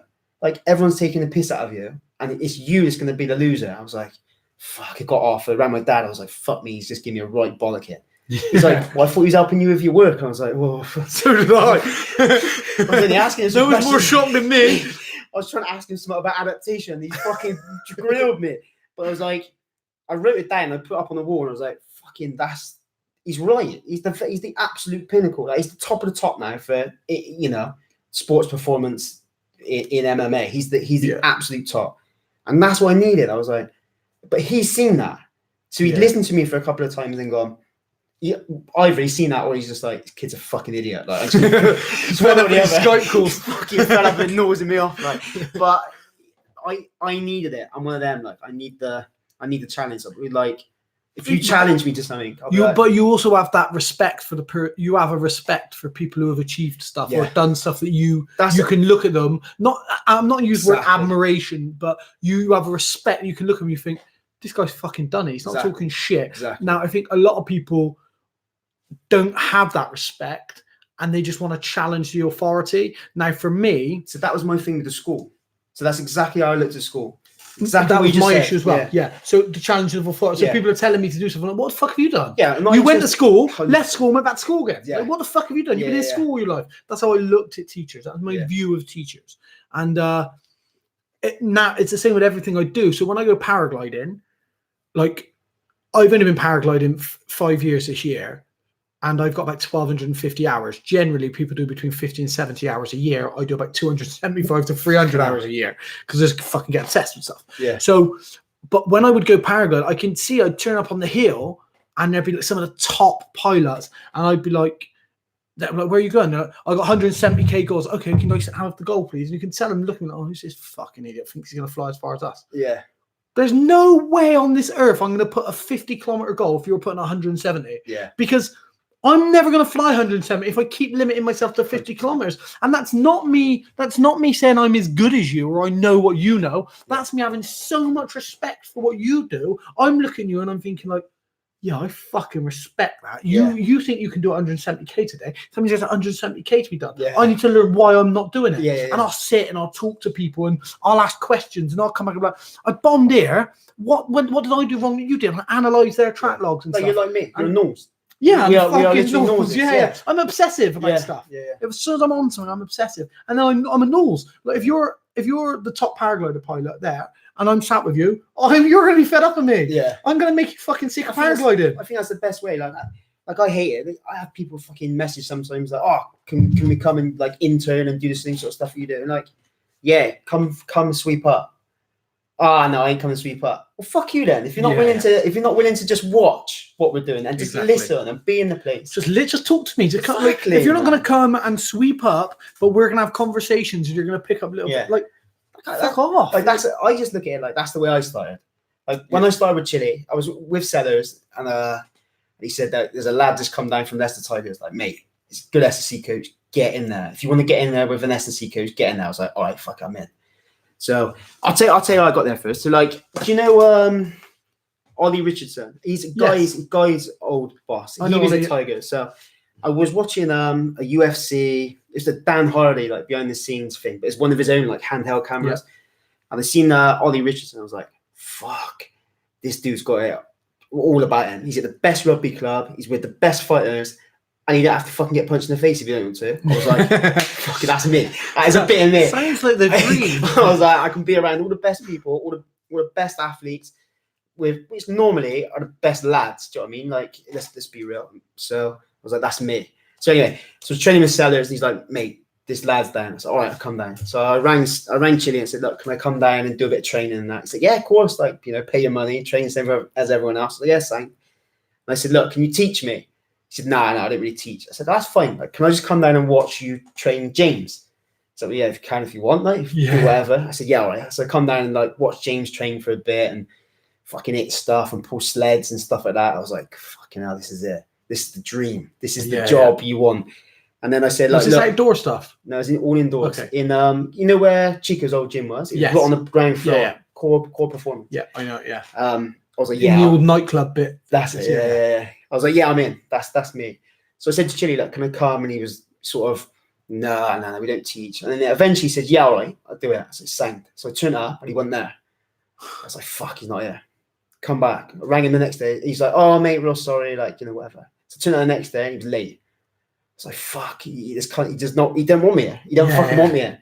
And I turned up again. And I was like, he's like, you ain't fucking going, are you? I said, no. I said, like, if you teach me, I'll help, man. I'll paint or fucking do whatever. I'll do anything. And he was like, that's how it started. And then when he got his gym, I was like, right, I'm going to come and paint the gym. He's like, yeah, all right, yeah, come paint the gym. So I was fucking painting the gym and all that just to get the job. Like, I was paying to work. Like, I was paying him to work, I think if someone ain't willing to do that back, I ain't interested. So, my mentality is similar to yours. When you say that there, when you were willing to go and you were willing to paint the gym. So Chile's thinking, yeah, I'm fucking getting the best out of this guy. Yeah. But you're not. Like, you're out of it. I'm learning from you. You're not getting that fuck all from me. I'm painting a gym, but I'm taking so much from 100%. You. And that's the way that I always view things. Yeah. Is for me, I used to go and work at people who had falconry places and stuff. I'd go and clean the center and I'd clean out all the bird shit, and I'd do it for like 8 hours a day, clean out bird shit. But I get to fly one of their peregrines. Yeah. And I never had a peregrine, and I didn't want to buy my own peregrine because I didn't want a peregrine. I was flying a goshawk. Yeah. I got to fly one of their peregrines for 20 minutes at the end of the day, and I was like, fucking brilliant, because I've got my own goss that I can concentrate on. I don't have to buy a peregrine. I'm flying your peregrine every day, learning how to train a game hawk, and I'm having to clean out shit for it. It was the same thing. I looked at Chile like, fucking hell, this dude's so smart. Yeah. Like, so smart. Like, I'm not very clever. Like, I'm not interested in tests or books or fuck all, like, nothing. But I just looked at him and thought, Jesus Christ, you're smart. Yeah. Like, if you asked him something, he had the answer. I was like, fuck, I got to be like that. One day I'll get like that. So you just hang around with him. And he's completely different person to me. Like, completely different. But in that dynamic, I was like, fucking hell, like, I'm going to be a bit more like you. Do you know? Yeah. It's really good. And do you think you took from it what you wanted to take from it? I think. Yeah. I mean, yeah. We are where we are now, aren't we? So it's done a good job. Like, it was good. It was good. I learned a lot. Met lots of people. That was the other thing. I met lots of people. So then when like gradually so after Chili's went to Chico's, and to be honest, I learned the most at Chico's, and it wasn't the fact that I wasn't being taught. It was the fact that I had like free reign. Like I could try shit, and if it didn't work, it didn't work. Yeah, like, and you were only fucking up athletes. You would always be all right. I'm not stupid. I never fucked myself. This guy's pulling his hamstring. I'm going to be fine. And I just don't say nothing. Mate, the worst thing ever was fucking Chico's. It was like 2 weeks before the World. So we're like, right, lads, we're going to get out and do a little bit of sprinting and stuff. He's like, yeah. It's like, you ran, and he's like, bang. I was like, what the fuck is that?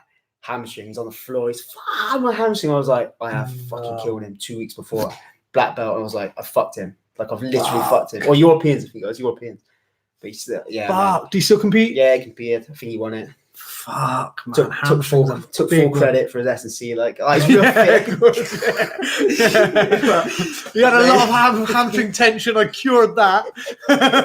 No tension in that hamstring anymore. Mate, it was fucking, but like shit like that's the eye opener.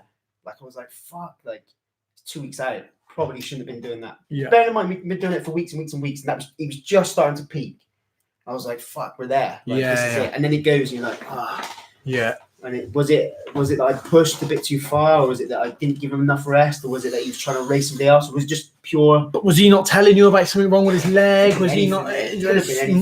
Many factors, aren't there? Like you beat yourself up about that for ages. Yeah. So what was your impetus to want to pursue sport as a career? You always wanted to, or? Yeah, because I'm good at anything else. Yeah. I'm good at anything else. Like I thought I was gonna be a footballer. I was like, I'll definitely be a footballer. Yeah. Until I got to like 15, 16. And we were part of like a boys club thing, and we had to go like I had England trials for like a boys club thing. Yeah. And I went there and I come back and I was like, I don't think I'm that good. Like I genuinely come back and I was like, I am not at that level. And I knew that at like 15, 16. Yeah. Like I was like, you'll probably still earn some good money, but that's like the way that then like there's lads there like play for Liverpool and Man United and shit like that. Yeah. You talk to them, and you're like, these are different people. Yeah. To me, does that make sense? Yeah. So then it sort of got to them, and I was like, right, well, if you're not going to be at the absolute top, what do you do? So if you can't do it, you coach. If you can't coach, teach. I was like, I'm not fucking teaching. Like, I'm going to coach. I'm going to be the highest level coach I can be. So that was it. So we went down towards the coaching route. But I'm glad now. Really glad now. As opposed to pursuing a life as an athlete. Yeah. Yeah. Really glad. Man, too many French fancies. I'm really glad. It's like this now. Like we were sort of talking the other day. Like, you're gonna fight September, like me. I was like, wow, fuck it, I might do that. But then the other thing in me goes, what happens if I do? What do I gain out of it if I do? And what does everyone else lose out of it if I don't? Does that make sense? Like all the little things that I think I do really well, I can't do well if I'm trying to be too selfish for me. Like the gym comes first and everyone else comes first. So like all the stuff we did for this last fight, it's like I can't then do that for you if I want to fight. Yeah. And so this is the thing that I always say to people. If you can live your life not fighting, don't fight. Yeah. So for me, I'm thinking, right, are you going to dedicate yourself as much as Nad does or I did for my last fight? You saw how much I dedicated myself for the last fight. You saw how much I trained. Are you going to dedicate yourself as much as I did for my last fight? Exactly that. If you're not going to do that, don't try and fight. Oh yeah, but I'm only going to fight amateur. So what? You should train a professional. You don't train like, oh, I'm only going to fight amateur, because the guy you're fighting might be training like a fucking professional. This is fighting. People can die from this shit. Like, if you're going to do it, commit to doing it the best that you can be. So when you have your one fight ever, you fight like a world champion and people say, you should have done this as a career. You don't go out there and fight like every chump who's just having one fight. Of course not. Like what? If you're not willing to do that, don't fucking fight. There's nothing in it for you. No, exactly that. There's nothing in it for you. I think people have different, like people have value somewhere else. Like, I think my value's in the gym. Like, I'm a gym. I'm a gym bunny. Like that's me. I'm in the great gym. Coach. Like coach. I don't mind always wanting to learn. Great sparring partner. Stand there, get hit like great last minute sparring partner. What we doing? We're sparring. Okay. Mate, it's a bit like this podcast. You're like, oh, life. I was like, yeah, same. Like, all right, mate. Are you in? Is there a way out of it? No. It was like that with the spy. Like, right, get in. It's semi-life. I was like, all right, yeah. What's semi-life like? Like, pretty fucking life. I was like, all right, yeah, same. Semi-life. What does semi-life mean? When you're knocked out, we stop it. Listen, if you don't get your hands up, it's gonna get really light. It's gonna get really light. But mate, I enjoy it, man. I enjoy being around. I enjoy being around you lot. That's the big thing, I think. As people or as athletes, like I enjoy being around you lot. Oh, thanks very much. No. Like having people training in the gym. Oh, yeah, train in the gym. I don't like you as people. You're cunts, like, it's nice, man. I think we do all right in our little place. It's a tiny little fucking gym. It's awesome. Like it's not like I don't. all A3 is brilliant. It's brilliant for what it is. It's a small place where you go and you can really focus on individual stuff. Yeah. Which you can't get. I mean, I can get that if I go sweatbox because I'm me. Do you know what I mean? Yeah. Like, and then Paul can have that sweatbox because he's Paul. Yeah. If you're getting ready for a fight and you're not someone like us, you have to do what me or Paul or someone tells you to do. You know. Yeah. As where if Grant's at A3. Yeah. Because there's only 6 of us, I'm like, well, it's all about Grant. Anyone who spars with Grant today has to spar like this. You have to do it like this. And Grant, you're sparring like this. And it can be tailored and it can be just about that individual. Yeah. And everyone who spars in, like that day when it was me, Grant, and no, was it me, Rocco? No, Grant, Rocco, and Tommy. And I was like, right, it's all about us 4. This is how we're going to do. Yeah. Grant's first minute, and I divide it all up. That's how we're going to spar. Yeah. And I made it about the guys who were fighting, and everyone who was sparring them, their game plan was to be how the other person's opponent was. That's what A3 can offer in an environment that's beautifully set out, all the stuff that you need, half a cage, a padded wall, mat space is always clean and tidy, everything there that you need to. Brilliant. Like you can. What else can you ask for? Do you want a 3,000 square foot gym? To do that in, no, it's not going to make my training any better to have that. Yeah, so it was like that was after the thing when we started. When I thought, right, how are we going to do it? It was like, what do I really want?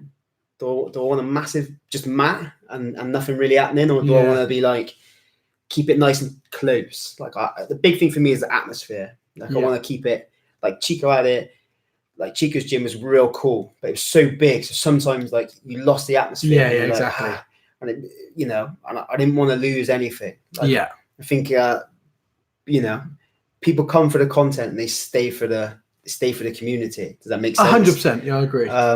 So that was a big thing for me. I was like, the community is more important than fucking anything to start off with. Definitely. And then what we're trying to do is just do the basics real well.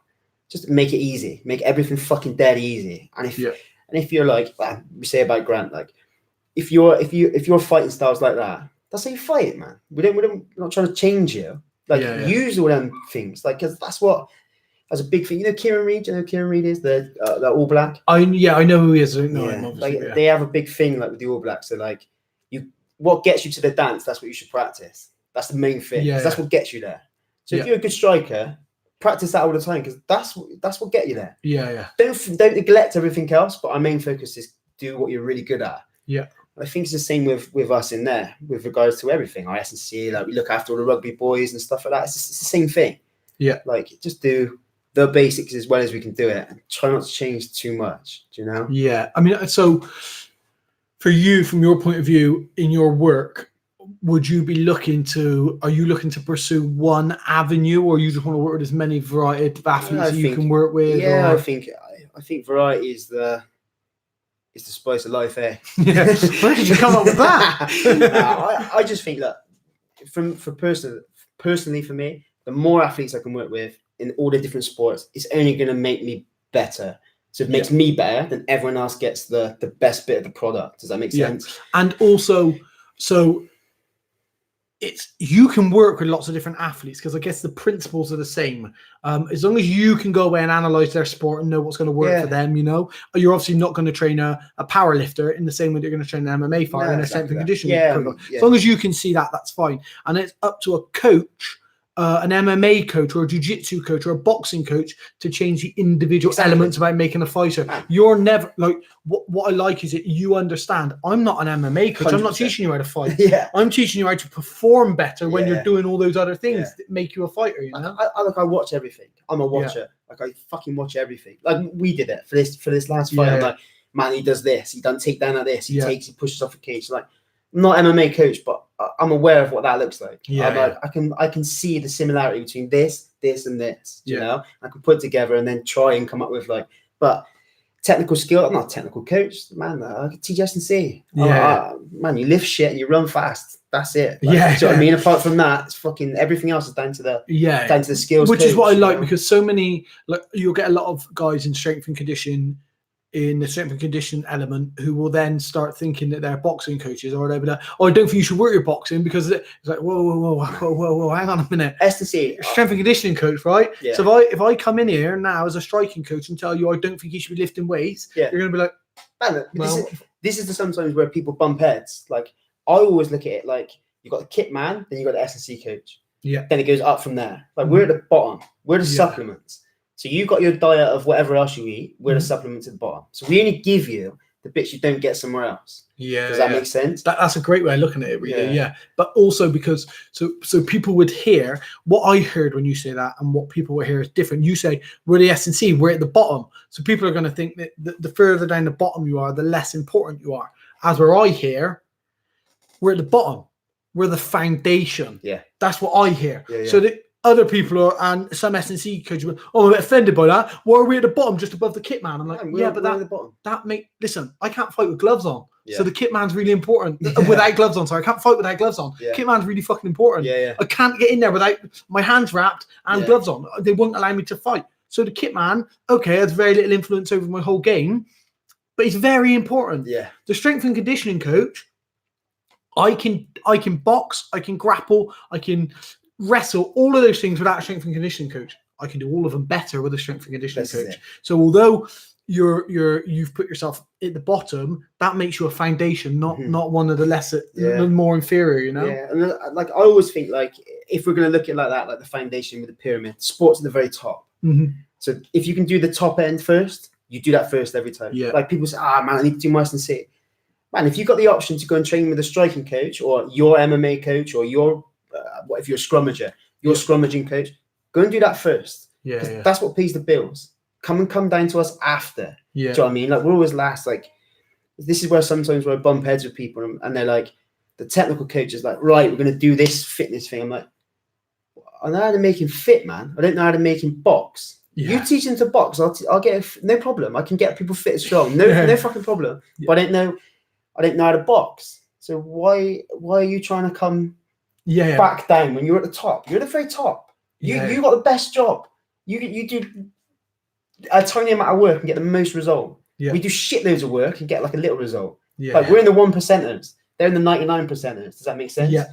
So that's where sometimes I'm like, what the fuck's he on about? Like, cunt, just let me we do our shit, you do your shit. Yeah, and we'll try and communicate in the middle. Does that make sense? I agree. So look, I handle a lot of my own strength and conditioning because I have for years, for simple fact we never really had it here. But what mine come from was being abroad and seeing everyone, learning principles. There was a guy called JD. Oh, he was a fucking he's a strength and conditioning coach at ATT. Jade. I can't think of his name, man. So he had me and James doing stuff years ago that I'd never heard of. I mean, we're talking 2009 or something, you know. And I was like, fucking hell, this is tire flips, interval sprints. I'm like, what the fuck is this stuff? He's like, look, I get my athletes doing this because I want high output, maximum heart rate, maximum output. Then I want to bring you down to a certain level and boom, bring you back up. And I'm like, I just go on long runs and stuff. Yeah, do you know what I mean? Burst recover. Exactly. So you got me doing this. And then I trained with, do you know Scott Francis? Yeah. So when Scott Francis owned his gym down Keynsham, for all the slating that he gets and stuff like that, I mean, a lot of it deserved, I must say. He's his own worst enemy a lot of the time. But I was working with Scott down there, and because that's where I had my first gym, MMA gym in the bottom of there. And he said, Wes, have you ever tried fartlek? I was like, what? He's like, fartlek for your cardio. I was like, don't know what fartlek is. He's like, right, okay, I'm going to put together a fartlek principle for you. So you got me doing fartlek on a treadmill. So 400 meters. So like did that principle. And then he's like, and there's this thing called Tabata. Yeah. And I looked at Tabata. So I started trying that. I was like, this is fucking brutal. Started adding it in. Then I did some research on it and realized how applicable it is, etc. But that was the first I'd heard. Now, I wouldn't have stumbled across that. I only looked how Michael Bisping was training or how Randy Couture was training, what GSP was up to. And if he never divulged that, I'd have never found it. So when you go to a strength and conditioning coach who gives no fucks about me, he cares about the development of strength and conditioning. His development as a coach for strength and conditioning, whether that's for myself or any other athlete, he's bringing out all these principles that might work really well. Turns out now they're the staple for most people who fight MMA. You know, HIIT training, etc. HIIT's lost its sort of fucking. Everyone does HIIT training now, don't they? But none of it's new. No, exactly. You know what I mean? Like that's it. You know, it's just someone puts it together in a way that's just more applicable to what you're doing. That's it. I mean, pulls it out of a book, and then one person. Who's that guy? Was it Mark Marin? Was the guy who was training BJ Penn? He was a football coach, but his son committed suicide. Mark Marinovic. You know what I mean? Mark Marinovic might have been actually. Yeah, his son committed suicide. Was an NFL. Was trying for NFL or something, and then he started going with BJ, and he's the one who had BJ lifting the rocks out the sea and doing loads of people say because he's controversial. He'd push a lot of athletes and they'd break, like physically they'd break and stuff, you know. And BJ swore by him, but he was really controversial. Yeah. And that guy, you know, like BJ went to him, he gets the job done. And then he was bringing out stuff that's ancient, really old, like the picking the rock up from the sea and stuff like this. But the way that he'd explained it and made it work, it's like, hang on, these principles. He's applied them really well, you know. Mate, this is the thing. The more I look at S&C and the more sort of you read and you do, like anything works. Yeah. Anything. If you can justify it and it works, that's it. Yeah, yeah. I don't give a fuck what it is. Like today we're gonna move fridges. We're gonna move fridges. When you go and fight, you strong, you fit. Did we fucking done our job? Yeah, exactly. Yeah, so exactly. I mean, like, you know, just because you're not doing it in an institute and you're doing it down the local sports field. If I'm going 5 rounds and I'm not gassing, if I'm Clay Guida, it makes no difference where I got my cardio. Yeah. And so, like people who say to me, like. Wes, can you write me a diet? Yeah, I'll write you a diet. Not a problem. What you've got to do is for a week, you've got to write down every food you eat, and you've got to list it for me on the times you've ate. Nobody does it. And like, where's about that diet sheet? I'm like, the reason you haven't got a diet sheet is you haven't done. Yeah. You're not going to stick to my diet if you can't write down what you're 100%. Eating. You won't sit. And then what you're going to do is you're going to tell me, oh, that didn't work for me. Yeah. And I know it's going to work for you. Yeah, yeah. It's basic principles that work for everybody. Exactly. So it's the same with Tabata training and cardio sprints. And if you do these workouts that I do, Paul does, athletes, if you're going to do them, you will get fit. Yeah. There's no two ways about it. No. I don't care who you are, what body type you are. Yeah. If you do this training, you are going to get fit and you're going to get fit enough to fight. Your strength and conditioning coach might have other things that he can get you doing as well. Yeah. And he might even say, listen, we're going to drop the sprints because of this. We're switching to this program. Yeah. That's not my job to argue with him. I'm telling you, this will get you fucking fit. If you're using a strength and conditioning coach, listen to him as well. Yeah. But if your strength and conditioning coach says he's wrong, that won't get you fit, your strength and conditioning coach can't clue what it's on about. I mean, like, you look at, like, people can list off all these principles. Same. Yeah. The art is not in teaching you the principle. The art is getting you to do it. Yeah. Some people, they're like the big thing with you, like I took from when you fought the other day, I was like, fucking hell, I didn't realize that about him. Like we just talk about anything. And then just before the fight, we're warming up and we're like, we're talking, we're doing whatever. And we're like, remember, the lad does this. You know, you can put your right hand on it. And we're like, right. As the lad before, I can't remember, Bernie before you? Bernie, yeah. Went out, you changed. You were like, no more technical stuff now. You tell me that he's a cunt and we're going to fucking knock him out. I was like, all right. Yeah. So that's how we get you to the dance. Yeah. That's your motivation. We got to follow you up that way. But some other people are not like that. The jiu-jitsu guys are not like that. You can't say to a jiu-jitsu guy, you're fucking weak as piss. The problem is you don't fucking lift any weights. You're soft. If you said that to a jiu-jitsu guy, that's it. He's off now. Yeah. But he's not interested in what you've got to say. He's not, even if everything I'm trying to tell him is the most important bit of information I can give him, he's fucking gone. He's lost. Yeah. Whereas the rugby guys, you can go, that fat cunt just done it loads quicker than you. Oh, is it? All right, I'll do it then. I'll do it again. Fuck it. They're completely different, different animals. Yeah, exactly. So you've got to be able to, you know, it's man management. I think coach S&C is man management. Yeah. Like for me, that's the most. Because this is the thing. It's buy in. It's what coaching. You need is them to buy in. It's coaching. There's no difference between being an MMA coach and being a strength and conditioning coach. The word coach is applicable to how you manage the person, not what you're teaching them. Yeah. You're a coach of a person. Yeah. Otherwise, you're an instructor. Yeah. If you're just teaching, like, what you do for people, you can't write down on a sheet and get anyone to do. Yeah. You have to do it. And that's the thing with being a coach, like an MMA coach. Greg Jackson's considered an amazing MMA coach. Not his knowledge, how he imparts knowledge into individual people. Yeah. Because Donald Cerrone is a different fucking beast to John Jones. Yeah. You know, exactly. And it's understanding that. Now, an MMA coach, I do exactly the same thing as a strength and conditioning coach does. Yeah. I teach principles to a person. Yeah. One person. 100%. And then the next person, I teach exactly the same principles, just slightly differently. Yeah. And that's the thing. The coach element is the bit that needs to be listened to, not the fact the strength and condition comes before or the MMA comes before it. Coach. Like I have it with there's a lad in the gym now, rugby lad. So I don't mind. Jake, one of the rugby boys, Jake. Yeah. Young lad trains. Like, now I'm trying to get the best out of him. So he's like, oh, he texts me all the time. Like, oh, you haven't sent me your program, an email. Like, I know I haven't. Yeah. I'm deliberately doing this because I know you'll chase. If you chase me, you'll stay here. You'll do a fucking good job. Yeah. If I give you all the tools straight away, like, he's one of the guys, good little athlete, but he asks a lot of questions. Whereas I didn't need him to act when he's like, I'll give you the answer. Sometimes I feel like he can ask the questions to give himself a tiny little bit more rest or something else. And he's not hiding from the work. Do you know what I mean? He puts the work and he grabs like fuck. But like my way of keeping him is like, but we don't give you all the information. We'll give you a little bit, drip feed it in. Yeah. And it's starting to work. But that was a risk when I first done it because he was, obviously they're paying you. Like, they're going to pay for 12 weeks. And I start giving him it in like 2-week blocks. Do you know? And people get like, for fuck's sake, he's lazy. He ain't doing nothing. I'm like, no, I'm deliberately doing this. Yeah. And you think I'm that unorganized? Like, man, fucking come on. Like, we don't get where we get because we're not doing it. And some people are very different. Like Wes, if you give him a long plan, you stick to it. So I'll follow that. No problem. I'll follow that brick road wherever it goes, left, right, up, down, wherever. But so him, you got to give stuff like a little bit further in advance because that's how he adapts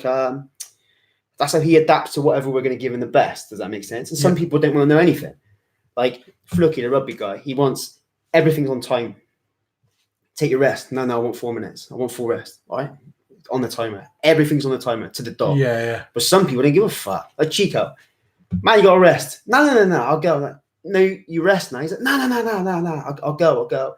And that was one of the biggest things, like, especially after the Worlds, he come back and he's like, thanks. Like, fucking, I felt really good because I rested all the time. It's just as important. But we're trying to get different stuff from you at different times. Manage the person. Yeah. It makes perfect sense for me, obviously, because I'm an athlete and I've been around this stuff.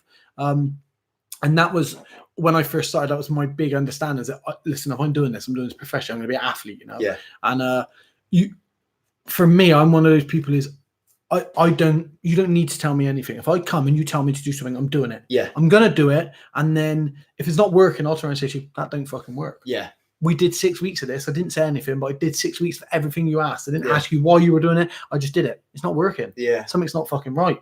But I'm not going to question, why are we doing that? Yeah. Yeah, but I already do this. And then some people do. And I like cool. And I think you want to get to the stage where you don't even need to ask. I tell you why you're doing it. Yeah. This is why we're doing it. This and this. How does it sound to you? You're a fucking 16-year pro. If I tell you to do something, I want your input back. Yeah, exactly. Bro, what do you think about this? And you go, well, yeah, it's good. All right, we'll do it. We'll try it together. We'll see how this goes. I didn't want to go, Wes, we're going to squat. And you go, oh, man, I don't really like squat. Like, no, you're going to squat. Like, you know how to train your body, man. Do you know? Exactly, we just got to help bolt on the bits at the end. Yeah. Whereas the kids are different. They're like, right, kids, we're going to do this, lots of variety. Chuck them in, let them fucking figure shit out. Because they don't, I think they need slightly less instruction. But you know, like when you read all the coaching books, like they need more instruction. Yeah, I agree with you. Just let them, there's the problem. Yeah. Go. When I was teaching the kids jiu-jitsu and the kids wrestling before, people would come and I'd hear them shouting at their kids from the side of the mat. And I go over, I'm like, well, no adults. You want to have kids in your kids' classes. I'm skinned, like, I have no kids. No kids in my kids' classes. Fucking decent. I just Photoshop all these little kids in. No, I'd go over, I'd be like, listen, stop. Yeah, but they're messing around. So what?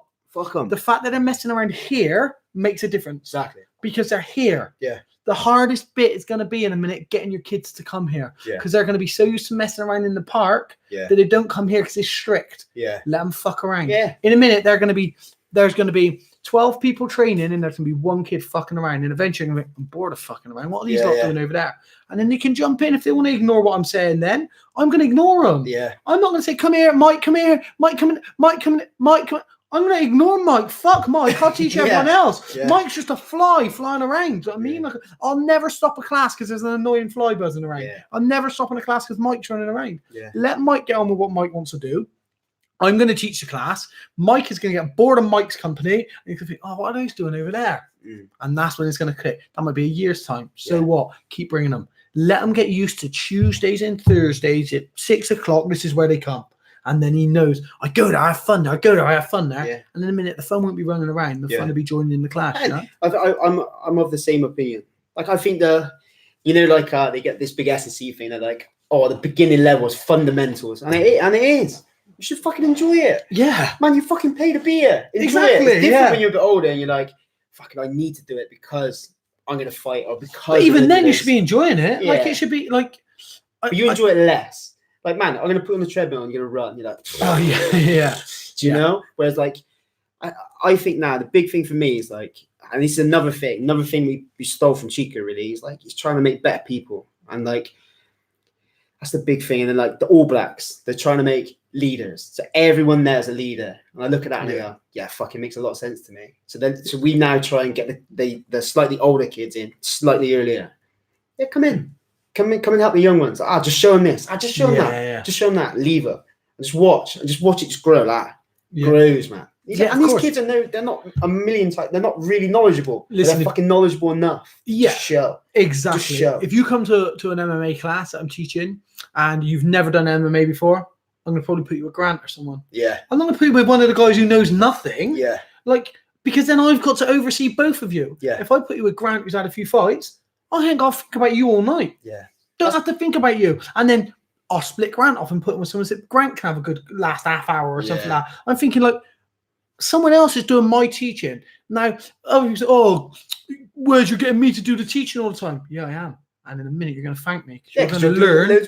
Yeah, you're going to learn because you've had to teach it to somebody. Exactly. If you want to be a master or something, teach it. Yeah. You learn how to. If you want to know how to do an arm bar, come to my class. I'll teach you how to do an arm bar. If you want to know how to do an arm bar, teach an arm bar. Yeah.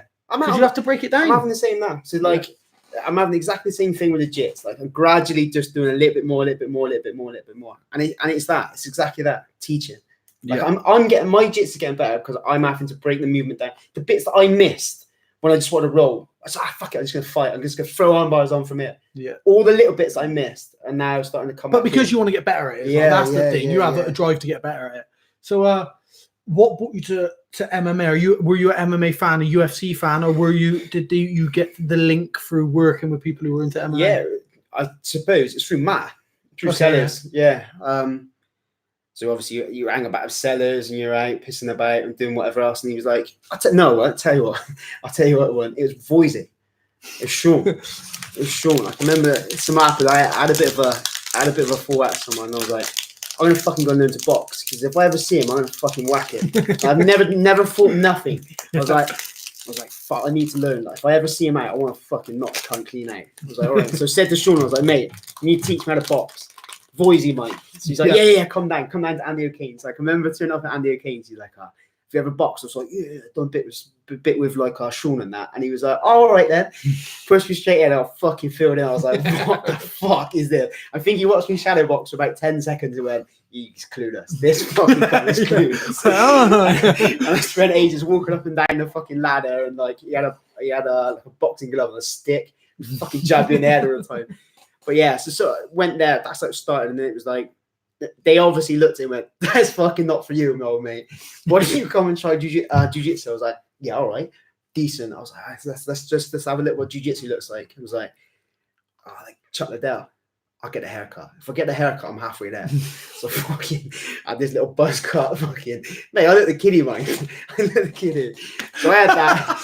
It turned out, and they're like, put this gear on. I was like, Sang. Didn't even pick like BJ Penn or anyone. You picked someone with no jiu-jitsu. Yeah, but Chuck Liddell. But he was the first one I seen. I was like, who's my favourite to start off with? So what have you done? Tito first?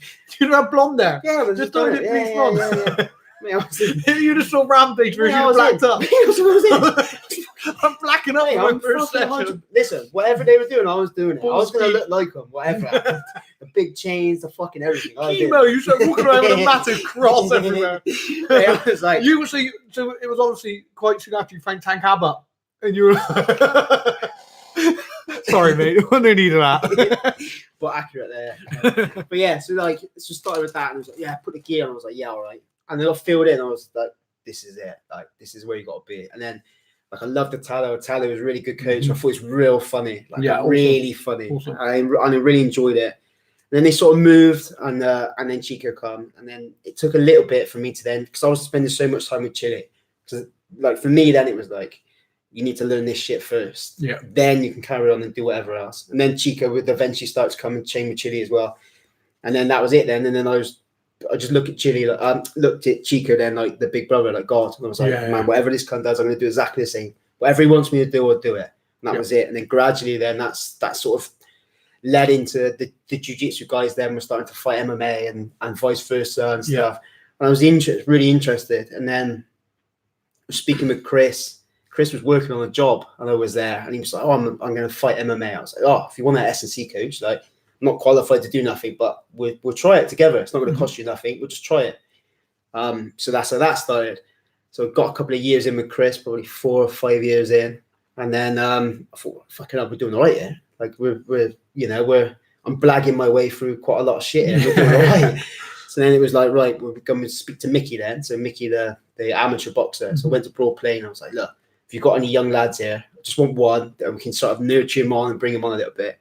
So then we did that with Mick. It's the same thing. We bumbled and we fucked about and we fucked loads of stuff up. We did some stuff well. Yeah, Zach did some stuff, not so well. And then when it comes to opening the gym, I was like, this is the gym I'm going to open. My goal has always been to have an S&C floor, a dojo, or a matted area, and the restaurant above. So I was like, right, first things first, we're going to split the gym in half MMA, half S&C. Yeah. So then when bring your sandwiches. Yeah, pretty much. Yeah. So when we said that, I was going to have Chris. So I said to Chris, like, look, we're gonna try and do this. Are you interested? He's like, yeah, fuck me, I'm on that. So then Chris became the MMA coach, and then it was like, oh, I'm gonna ask Wes to come and teach. I was like, yeah, fuck yeah, bring all these people. And then Mick was like, oh, do you mind if I teach? I was like, yeah.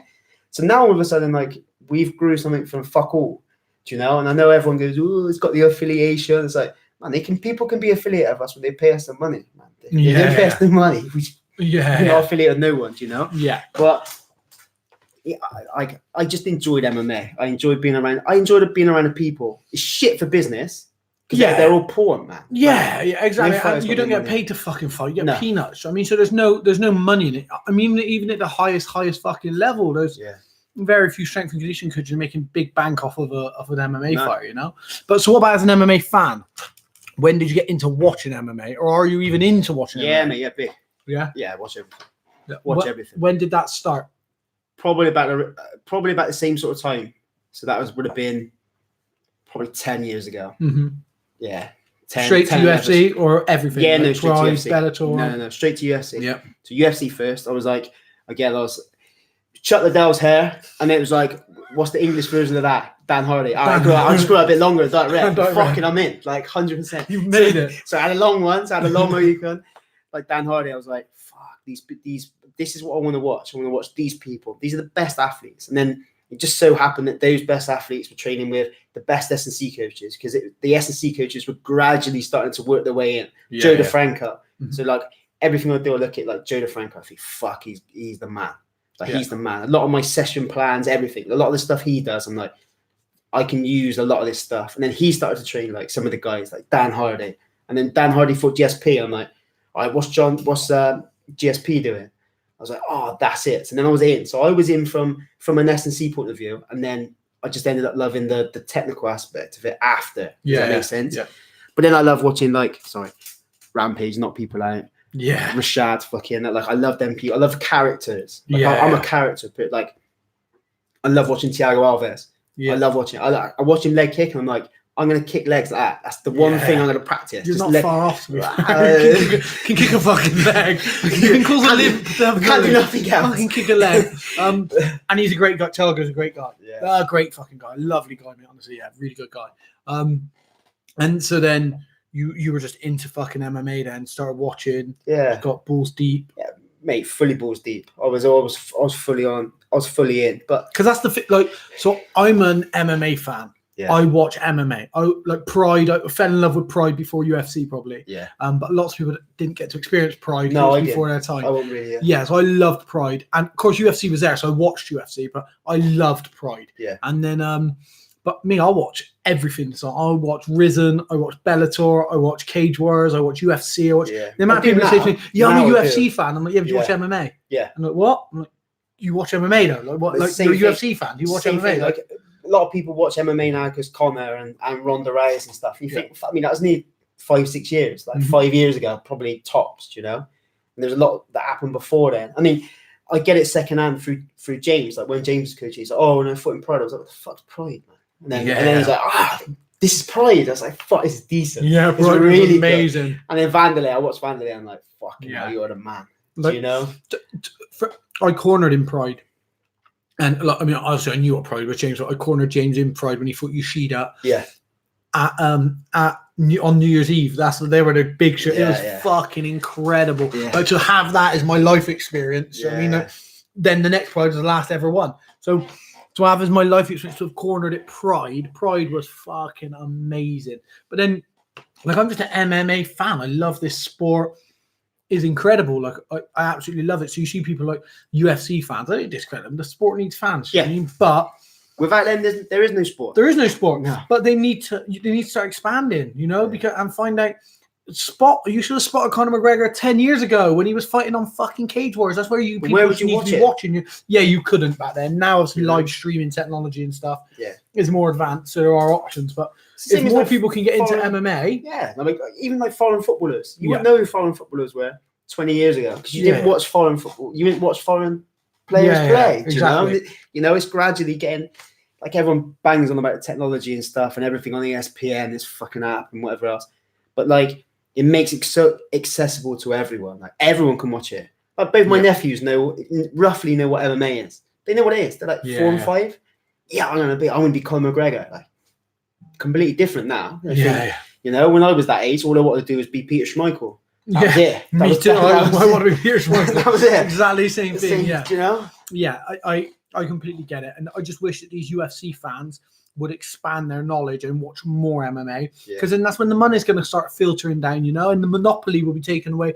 That's happening a little with Bellator and ONE FC. The monopoly is being taken away from UFC a little bit. I really like ONE FC. I like ONE FC as well. Yeah, it's really good. So it's happening, and that can only be good. I just don't know where. I don't know. Like, it just worries me with the UFC. Is it just going to be the UFC and you have to keep feeding them fires, or is the sport going to keep growing and is it going to expand, and then we're going to end up with this massive league of big organizations? You know. I mean, like, UFC's a league. I look at the UFC like a league. I don't look at it like a promotion. I look at it like a league. So all the best rugby players want to play in France. French, like the top league, because that's where all the best money is. You pay all the best clubs, you go to the nicest venues. And that's the way I look at the UFC. Like, if I had the option, I'd fucking go and fight in the UFC. Yeah. Like, do you know what I mean? Yeah, like, of course. it's one of them. Like, that's the top tier. I still think that's the top tier. Apart from probably the Bellator welterweights. I look at that and think, fucking hell, there's a lot of killers. Bellator lightweights are fucking good as well. Because the lightweight division in the UFC is pretty stacked, but there's some good lightweights now in Bellator. Bellator's got a decent heavyweight division. Yeah, it has got a lot of older guys. We've got a decent heavyweight division, and that's the thing, is that people are sort of seeing Bellator as a where you go when your time's up in the UFC or something, as opposed to thinking, I'll sign for Bellator. I'll sign for Bellator. And I don't know what the formula is that they're not getting right. I don't know what it is. I can't put my finger on it, but you know, I like watching UFC more than anything. Branded. The branding, like the commentators. I've never done MMA, but I've done UFC. Yeah. The UFC did exactly the perfect thing. They made the UFC the sport. And everything else around it is nearly like the UFC. And that's what they did. Yeah. It's not Man United made football, and then there was Man United. The UFC is the top, and then everything else is like around it. You know? Exactly. Perfect marketing. I mean, but it's even commentators and everything. I don't understand how Bellator can still be getting it so wrong. When the UFC had Joe Rogan, and that was the voice of the commentary on Joe Rogan and Mike Goldberg. They got rid of Goldberg, and Rogan started doing less. I enjoy watching it now with Dan Hardy and Brian Stan and DC. I enjoy watching it still with them. So they've made massive changes, but it hasn't affected the fight show for me. Like our Bellator are not getting it so wrong. I don't know. Whether it is to do with money and production, I don't know. Do you know, like the production of the UFC is fucking so superior to everything else. Do you know, like everything. Because there's no expense spared. Exactly. I mean, even like the other stuff, like the stuff before the fights, prime times is amazing. Like countdowns, amazing. The embedded. Do they do that sort of stuff for Bellator? I don't think so. No, I've never seen it. No, I mean, and then But it It's seems down to to me money. like, yeah, and it seems to me like a lot of the stuff for Bellator, the fighters have to do a lot off their own back. I don't know, just the way it looks in. Like the fighters do a lot more individually. Does that make sense? So like, Yeah, obviously it makes the sponsorship thing. They do that for that reason, I would imagine. Like I follow Paul Daly. Yeah. Paul Daly's fucking amazing. I look at him. yeah. But a lot of the stuff he puts out is himself putting stuff out. And Exactly. I'm putting this video up, and I'm doing this, and I'm It's doing that. It's almost a crime that Paul is not more financially secure than he is, because he was one of the best welterweights in the world. Mate, Okay, he did that to Koscheck, which is bound to fuck you.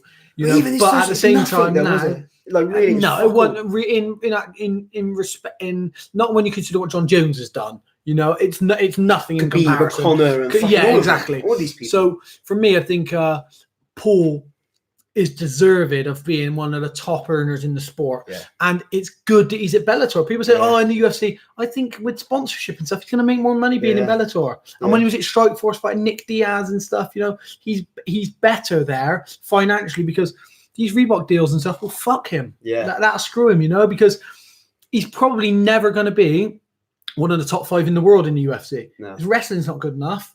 And you got some of the most brutal, most dominant wrestlers. You know, he's not going to stop Usman. He's not going to stop Woodley from taking him down. It's not going to happen. Oh, different thing. Did you see the top 10 rankings, pound for pound? No. Oh, they put it up there today, like the official top for 10. Usman was in there like 6. Woodley wasn't even on there. Conor wasn't on there. Loads of people. John Jones was 1. DC was 2. DJ was just 9. The UFC. Fucking hell, 9. Yeah. Where was Cejudo? 3. Fucking 3, hell, 4. man. What? I think I can't remember. I'll have a look now. But yeah, I don't know. I don't know where they get this thing as well. This fucking ranking system. Yeah, I don't. It means fuck all to me. No, it means nothing to me. No, like you're as good as everyone you fight on your day. Yeah. Unless you're John Jones, who no one has a formula to beat, and Khabib. Yeah. And is Khabib not number 1? Like, I don't understand. He's 26-0 in the UFC. Like, come on. How are you not number fucking 1 pound for pound? There you go. Like, John Jones, Cormier, Cejudo, Khabib 4. Whittaker, Usman, Poirier, Max Holloway, DJ, Tony. How's Ferguson. Holloway behind Dustin Poirier just because he lost to him in his last fight? But in his... this is meant to be pound for pound. Yeah. So Holloway's the most dominant featherweight fucking since God knows when. Do you know what I mean? So it's weird. They are it's weird. It's a weird thing. Because I mean, even this looks like, oh yeah, but this is just Poirier's UFC, above Demetrius Johnson. Come on. Like, that's ridiculous, isn't it? They're shit. They're really shit, them. I don't agree with that was them. on Jackson's. That was on Jackson's MMA thing. Yeah, they're shit. I mean, but then it's going to be subjective, I guess. Yeah. Just like picking your favorite fighter is going to be subjective. I was going to ask you that. Who is yours? Ever? Probably GSP. Yeah, nice. Yeah, probably GSP, because he was just a consummate professional. Yeah. That's what I love. Yeah. I love, like, you know, I stopped drinking when I started fighting. That was just like, I love professionalism. Yeah. I love the man who just everything he did, like, got fucking took down. And Matt Hughes took him down. So he went and became the best wrestler in the division. Yeah. Never wrestled at college, but went and became the best wrestler in the fucking division. Same as was me. walking through people like Koscheck. Yeah. But he jabbed his head off. Yeah. Jabbed his head off. So constantly one leg taken down. And then he went and did gymnastics, and he went and just changed the whole game, you know, just consummate professional. Yeah. So probably of all time is probably, would probably be GSP, I would say. Yeah. You know, I got lots of other people. Like, I loved BJ back in the day. I loved BJ. Yeah. His whole attitude of, like, fight anyone. Yeah. Gives a fuck about weight. Have you seen that thing? Have you seen the documentary there? What's it called? What's it called? I can't think what it's called. It's on YouTube. It's decent, mate. It's like an older one. What's the Mana? Is it called Mana? Yeah, it's called Mana. Called Mana, documentary about BJ Penn. No, that's seen it. Yeah, it's cool as fuck. Yeah. Yeah, really cool. And he says like lots of Dana White talking on there. And it's like, so I had this call from BJ, and they said that BJ's thinking about going to fight in Pride, and we said, nah, no fucking way. And he was on the runway, like in Japan. I just got off the plane. He's like, yeah, I'm going to fight in Pride. Fuck it. Still fought. Do you know what I mean? I think he fought Machida. Machida, Yeah. No, was that in Pride he fought Machida? Yeah, I think it was. I think it's. No, I don't know if it was, because he fought Machida at 185. I don't think it was Machida. Because he was all. I thought he fought him in Hawaii, Machida. Pass. I thought it was Pride. I don't think it's Pride. Look it up. Because he was definitely is after he won the belt. So he was already UFC champ. Yeah. After he beat Jens Pulver. Yeah. Yeah. I think he fought Machida. I don't know if it was in Pride that he fought Machida. Need to check now. Is it definitely in the ring? Definitely in the ring. It was in a ring, 100%. Yeah, but I don't know if it was Pride. Yeah, but I don't think it was Pride. I thought it was in Hawaii he fought Machida or in somewhere in America. I could be wrong though. But yeah, then the Diaz's would be among my favourites. Just because having met them and trained there as well. Like I've met Nick a few times. Nick's Nick. I've met Nate. Nate's cool. Nate's a cool guy to chat to. He's he's a really cool guy. But Nick's Nick. Shit. Sorry, brother. Nick is Nick Diaz. When you meet him, he is Nick Diaz. Yeah. Nate's a lot more personable. Yeah. But he's cool. So yeah, the Diaz's would be among my favourites. Just because I'm just coming here to fight. Yeah. Fuck it, let's fight. What about Anderson? Yeah, loved him back in the day as a technician. Yeah. But as soon as he started falling off, I find it hard to watch him fight now. Yeah. I'm just like, stop, you know. Why do they keep going? There you go. Super Arena. Saitama, Heroes. Yeah, Pride Heroes. Yeah, so it's Heroes. Yeah.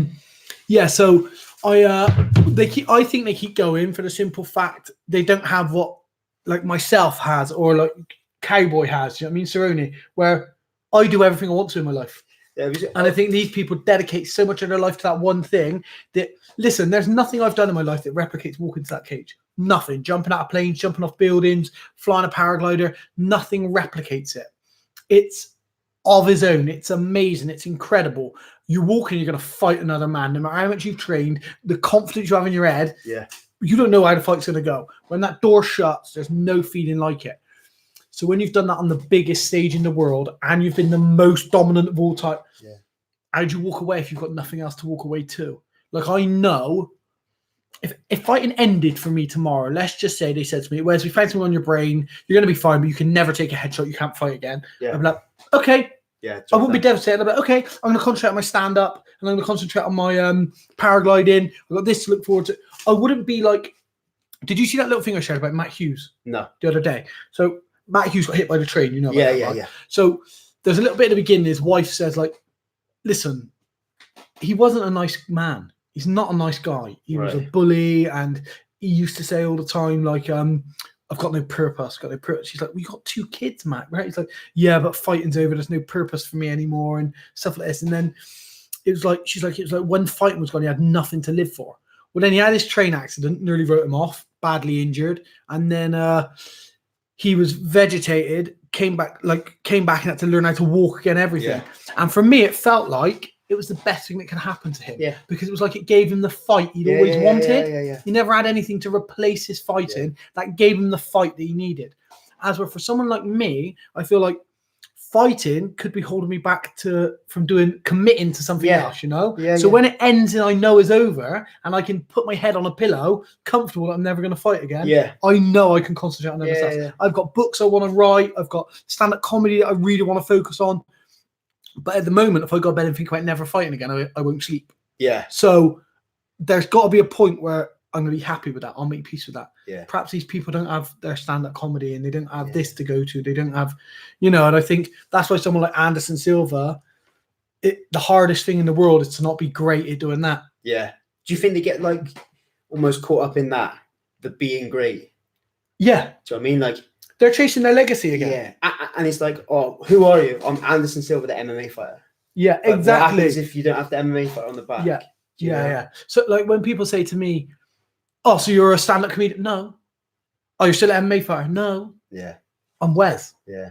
I'm Wes. All these are elements. They're little bits of me. Like, if I lost my arm in an accident, would I be the one-armed man? No, you'd be Wes. You've got one arm. Like, it's not... They're elements of me. But when you be like, I'm Anderson Silva, the MMA fighter, you can't just be Anderson Silva. Yeah. And no one's chasing for film roles anymore. Nobody's... So he is literally... Anderson Silva now, and that must be hard to be the greatest, because I say this all the time. This is what sort of made me think brain damage is my biggest issue with MMA now. Mm-hmm. What makes me want to never fight again? And there are parts of me that never want to fight again. And what is that? It's the brain damage. Yeah. So, I mean, do you think comes of that? For me, what I think is, so if you went back 10 years ago and you were talking about fighting, Anderson Silva, GSP, Yeah. Dan Hardy, like Randy Couture, like these guys, Rashad, like amazing. These guys were amazing. If you go back 20 years ago, Gary Lineker, Maradona, Beckham, like all these names. Go to any 15-year-old kid now and say, who's the best footballer ever?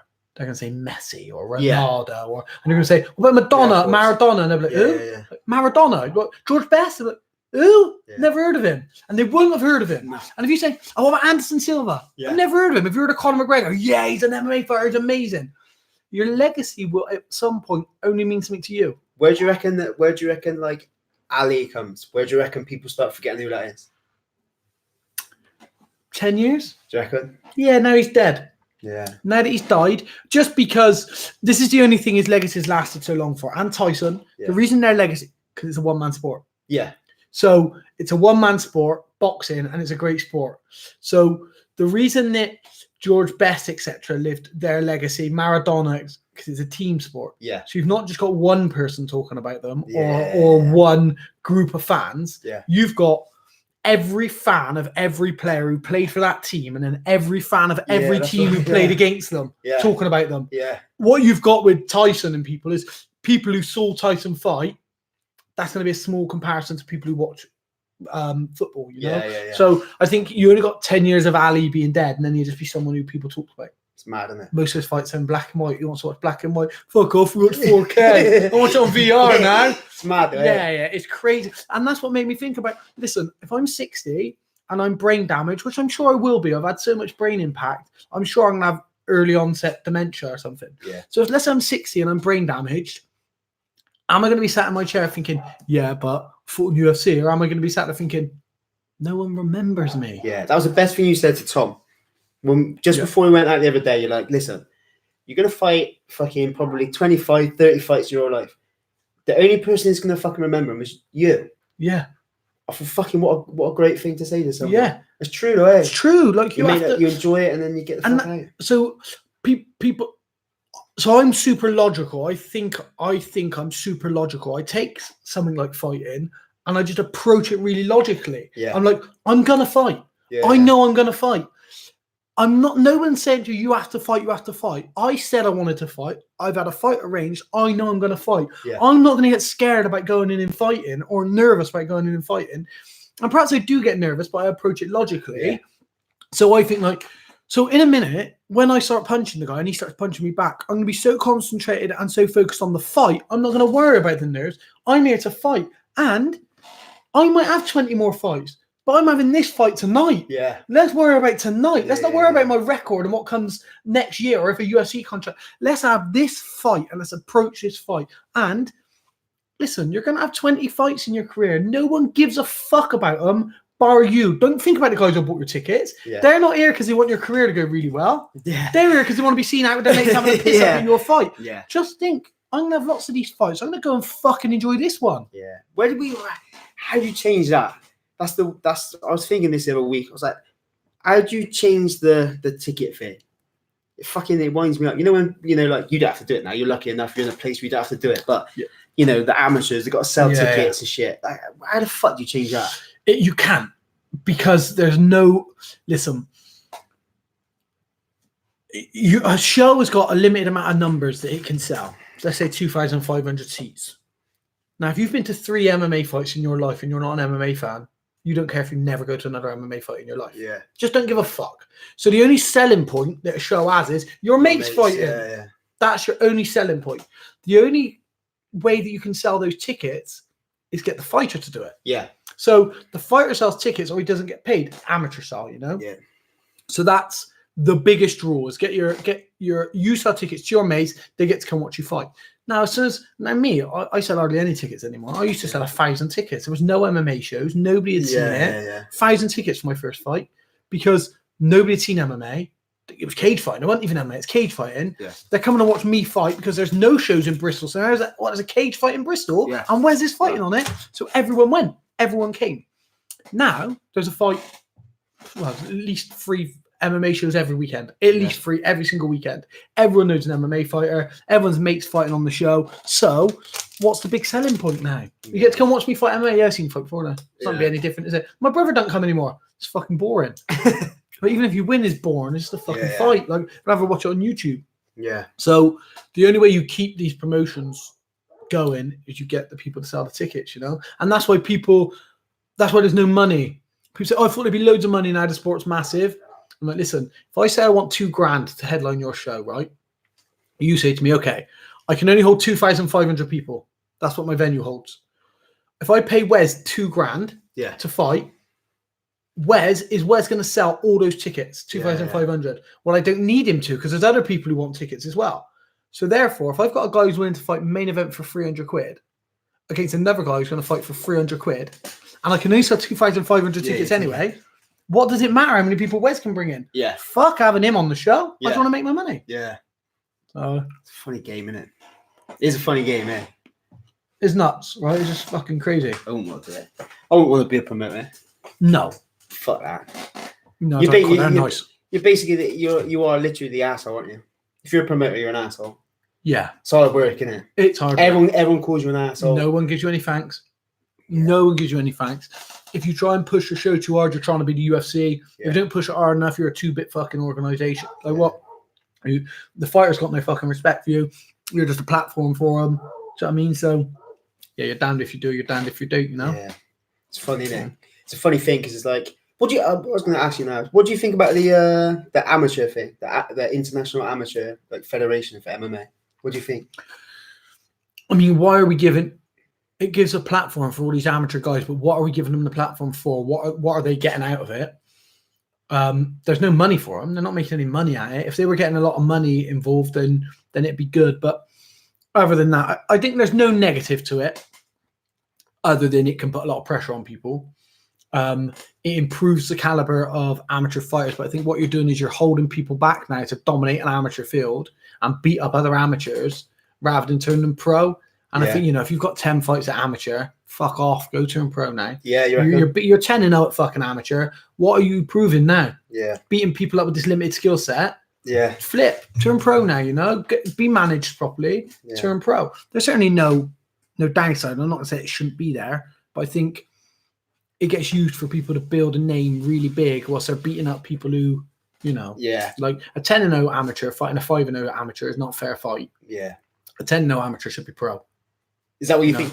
10? Well, not necessarily 10-0 or 10 fights.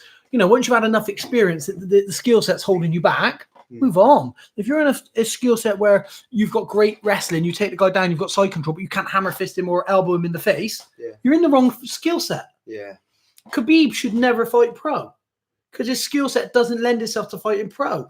Having that massively dominant grounding pound and good elbows. So if you're in a sport where the skill set's holding you back, move forward. Yeah. So I think if you're doing well at amateur, dominating, move forward, It's a weird thing because people get kind of bent up about it, like, he fights amateur. Fucking hell, ain't, you know what I mean? Fighting amateurs, listen, you don't fight. Like, fighting amateurs fucking hard. If you're on your back getting fucking ground out by someone for 3 rounds, it's hard work. Yeah. It's not... Watch amateur boxing. Amateur boxing is fucking far superior to this white collar shit I watch. Far superior. Oh, hideous to watch. But you're taking athletes and you're comparing them to fucking people, to normal people. Exactly. People think but people say the same thing. He's amateur. Yeah, but fucking hell, he's amateur. That means he's learned. He's not just thrown in. He's learned. He's gone through all the whole training process. He hasn't done an 8-week 0 to hero. That's what people do. They do an 8-week course for white collar, and they think that they've got the skill set of, I didn't fight amateur, but they're far superior to you. An amateur would come in and wipe the floor with you. What are you not getting about this? No, I don't think you realise how hard I trained. No, I do. I know exactly how hard you trained. I had the same thing I was trying to explain to someone the other day. They were like, yeah, but we did a white collar, trained for 8 weeks. It was flat out. It was like, fair. If I said to you, you need to speak Arabic, I'm going to give you 8 weeks of training to learn it. You go, well, I can't learn it in 8 weeks. But so where the fuck did you think you could learn to be a professional boxer? Exactly. Fucking hell. Exactly. And the penny still didn't drop. They still believe they're doing it. The amount of people who, I talk to people and they'll talk to me like, oh yeah, no. Well, I know I'm training as hard as a pro. And I'm like, no, you're not. No. You're not training. I know you're not training as hard as me. No, I'm seriously. Listen, I'm training 5 days a week. Yeah. I'm training 5 hours a day. What the fuck are you on about? I'm going to work and still training 5 hours a day. What? No, I'm like, People yeah. But it's the same thing as it's the fucking YouTube. Oh yeah, but I do the same stuff Anthony Joshua does. Okay, yeah. Do you? Yeah. What, for that fucking 1 minute Instagram video? Everyone does. Yeah, Fuck exactly. off, mate. Yeah. Like, Oh no, I mean? I looked at Anthony Joshua's cardio. Fuck off, Mate. Like it's not. It's the same with CrossFit. Delusion. I watch the same with CrossFit. Oh, I train the same as the CrossFitters. No, you don't. You fucking don't. Because you can clean 60 kilos. You don't. Yeah. Oh yeah, I did like 2 Metcons today. Wicked. Like. But... Also, this is another thing for me as well. Like, are you taking gear? No. Right, you're not pushing yourself like CrossFitter is because those fucking CrossFitter guys are all on gear. Hey. No, do you think? No, I know. Yeah. No, I know for a fact. I know for a fact those guys are juiced out their fucking brain. I don't know, mate. You know what I mean? I'm fucking, part of Rumour Club, ain't I? But fuck me. Listen, you're a professional S&C coach. Do you believe people are winning the CrossFit Games and not taking gear? No.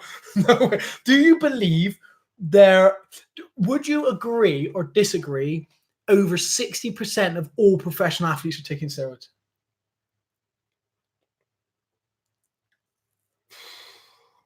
Shouting it. I reckon it's well over. I reckon you're closer to 80%. Just because of that documentary Icarus is what flipped it for me. Yeah. I mean, yeah, like Icarus is fucking bonkers, eh? Mad.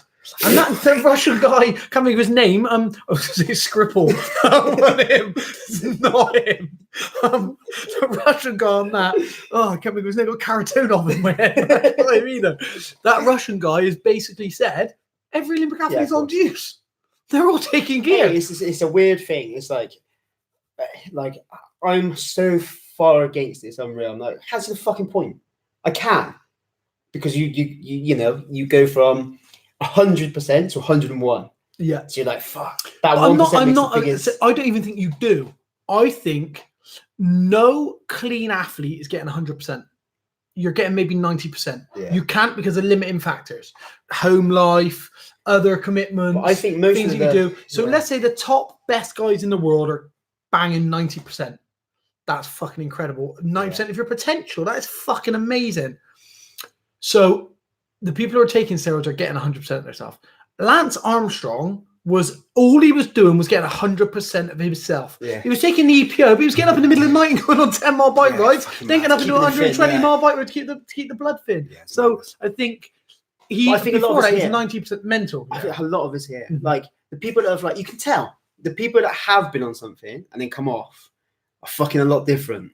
The UFC showing us that. Fucking all sports. Answer Overeem. Fucking hell, but Answer Overeem is probably one of the better. He's done better ones. at it. Yeah, Vitor Belfort. Like when you look at the list, it's here. They think they've lost something. Maybe they have lost something. Maybe they have actually lost something. So I'm really pro steroids. Okay, yeah. Never took them. Yeah. Wish I did in my early part of my career. Back when there was no testing, I wish I had. Why? Because of injury prevention. Right. So when I had little tears or little injuries, I could have took some gear, rehabbed a bit better, maybe. Yeah, so that's the other thing. Did you rehab? Yeah, maybe I didn't rehab properly. There wasn't enough knowledge, and I didn't have enough knowledge. Yeah. So I think perhaps I shouldn't. I've never taken them. I had my knee surgery and I took some growth for 8 weeks, which I now realise you got at least 4 months before any growth's going to do you any benefit. Yeah. So I wasted my money there. Yeah, I didn't know a lot about it. I must admit, I didn't know a lot about growth. I know a lot about growth and a lot about steroids because my brother used to take a lot of steroids, so I sort of researched his cycles and stuff for him. I'm very pro steroid, as long as the playing field's level. Yeah. As long as everyone knows you're taking steroids. Yeah. The Lance Armstrong thing. Well, everyone's taking steroids. Yeah. So you can't strip him of his title and not strip everyone else. Everyone knew. So I'm very pro steroid if the playing field's level. Yeah. If the playing field isn't level, then that's when we've got problems. So you say to everyone, you can take steroids, take as much steroids as you want, or you say there's no steroids. You can't do this John Jones thing. Yeah. Oh, well, there's traces and there's this. No, whoa. We're zero tolerance, so we're not. But I think it's the like cycling. In reality, what crime did he commit? He took some money. He liked to push his body faster, and then denied it. Yeah, and the post office paid him out, and that was the. So if you'd have took away the fact that he had to lie about it, his only crime would have been taking some steroids. Yeah. Harmless to everyone. Everyone is, oh, well, he lied on oath and he did this. Yeah, well, he had to. Yeah. It was against the rules. Yeah. Like, so he didn't do anything. He didn't, and that's the same for me with MMA. People are like, oh, it shouldn't be allowed in MMA because you can punch each other's heads in, you can beat each other up. For me. And it's weird. Joe Rogan say that all the time, and I completely agree. Yeah. 100% agree with it. I can't harbour on the point because what Joe says is bang on the money. You're smashing someone's face in. Yeah. However, you can all take steroids. Just decide if you want to fight. Yeah. So if you match me with Vitor Belfort, Vitor, are you taking steroids? Yeah, I'm taking steroids. Okay, I'm not fighting you then, mate, all right? Because I'm not taking steroids. Or, okay, well, I'm going to take some testosterone as well then, and we'll both take gear. Yeah. But the problem then becomes ESPN not interested, which is fucking ridiculous because the next thing I was going to say was Reebok's not interested, but fuck me, Reebok are the CrossFit kids, aren't they? You know what I mean? So like, no, listen, they'll pull their money out for a little bit. They'll come back when the fights are fucking like Pride. When the fights are like Pride used to be, they'll soon be back on board because someone will do. Under Armour say, fuck principles, I'll get on that bandwagon. Yeah. Because the sport will be massively more popular. Yeah. You know, so what do you think of the testing now? The UFC testing? So everyone gets pinned for everything. It's amazing, but you have to just say zero tolerance because all these people are like, what's his name? Just got paid out for $24 million. What's his? Yoel Romero. For the supplement thing. So we've got to either go zero tolerance, right? You're zero tolerance. Don't care where you got it from. Zero tolerance. Up to you to do the research. But then John Jones should have never been allowed to fight. No, but you can't have the two crossovers. So, you know? Like the way I understood it is that, like, if you take a banned substance, it's banned. Yes. Regardless whether it's performance enhancing or not. Mm-hmm. So, like, when I was listening to Rogan, who's the guy? Jeff Nowitzki. Yeah, him, Snitch. Like, he was on there. He's like, yeah, but it's such a small amount anyway. It's not even performance enhancing. Like, well, hang on a minute. Like, you can't have it both. Exactly. It's either banned and it's banned, and that's it. Like, if fucking anything. If water was banned, you get no performance enhancing drug. You get no performance out of water. Yeah, but it's in your system. Yeah. Man, but it's just water. Yeah, but hang on a minute. That's what. So why are we banning IVs, IV solutions? Why are we banning IV solutions? Yeah, look, they're helping people hydrate quicker. Can they slip shit in? You can slip shit in. Yeah. Hang on a minute, right? You're taking away steroids and stuff because it's not fair and it's performance enhancing. IV solutions are medically a lot safer for people who have cut weight. Yeah, but then they were stopping people from cutting big weight now because they can't IV. That's what I was going to say. Right, okay. That's a very valid point. However, are you? Are you doing that? Because nobody went up a weight class. No. Everyone's still fighting in the same weight class. They're just not IVing anymore. Do people get so what you need to do is, it's easy what you do. UFC administered IVs. Yeah. You want IV, it comes from the UFC, it gets administered by the UFC. That's it. Boom. Any other UFC, any other hydration by IV is not accepted. Yeah. You get state commissioned IV solution or you get nothing. So but then you're trying to you're in the realms of what the Bellator do and what the ONE FC do. And like, they're all slightly different levels. Listen, you've got to have if you're going to conform to a commission, you just conform to the commission. Yeah. They can conform and they cannot conform. You turn around. Listen, UFC doesn't have to conform to USADA. They brought USADA in. Yeah. So UFC aren't governed by USADA. You know that, right? No. No, so they're not governed by USADA. They brought in Jeff Nowitzki and started their very own program.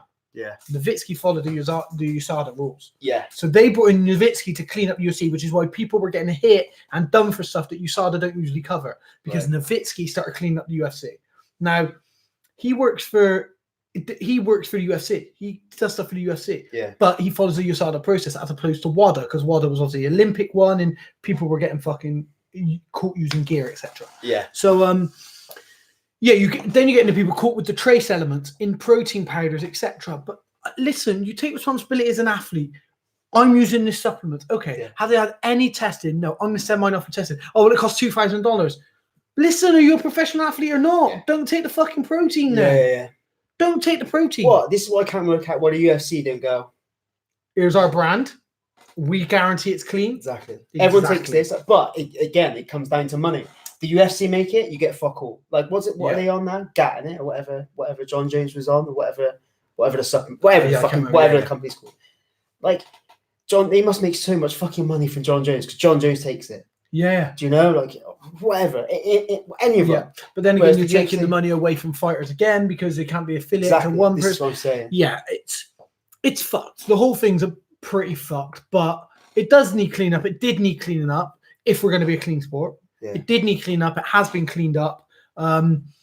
Is it for the better? I don't really fucking know. I think now it's the most skillful it's ever been. Yeah. People like Khabib, etc., are dominating through pure skill, and Ben Askren, I'm not accusing Ben Askren of being on any gear ever. Do you know what I mean? I don't know if his own balls work properly, Ben Askren, but technically he's so fucking sound and so good at what he does. To me, that's what, I don't know, but I think that's what it should be.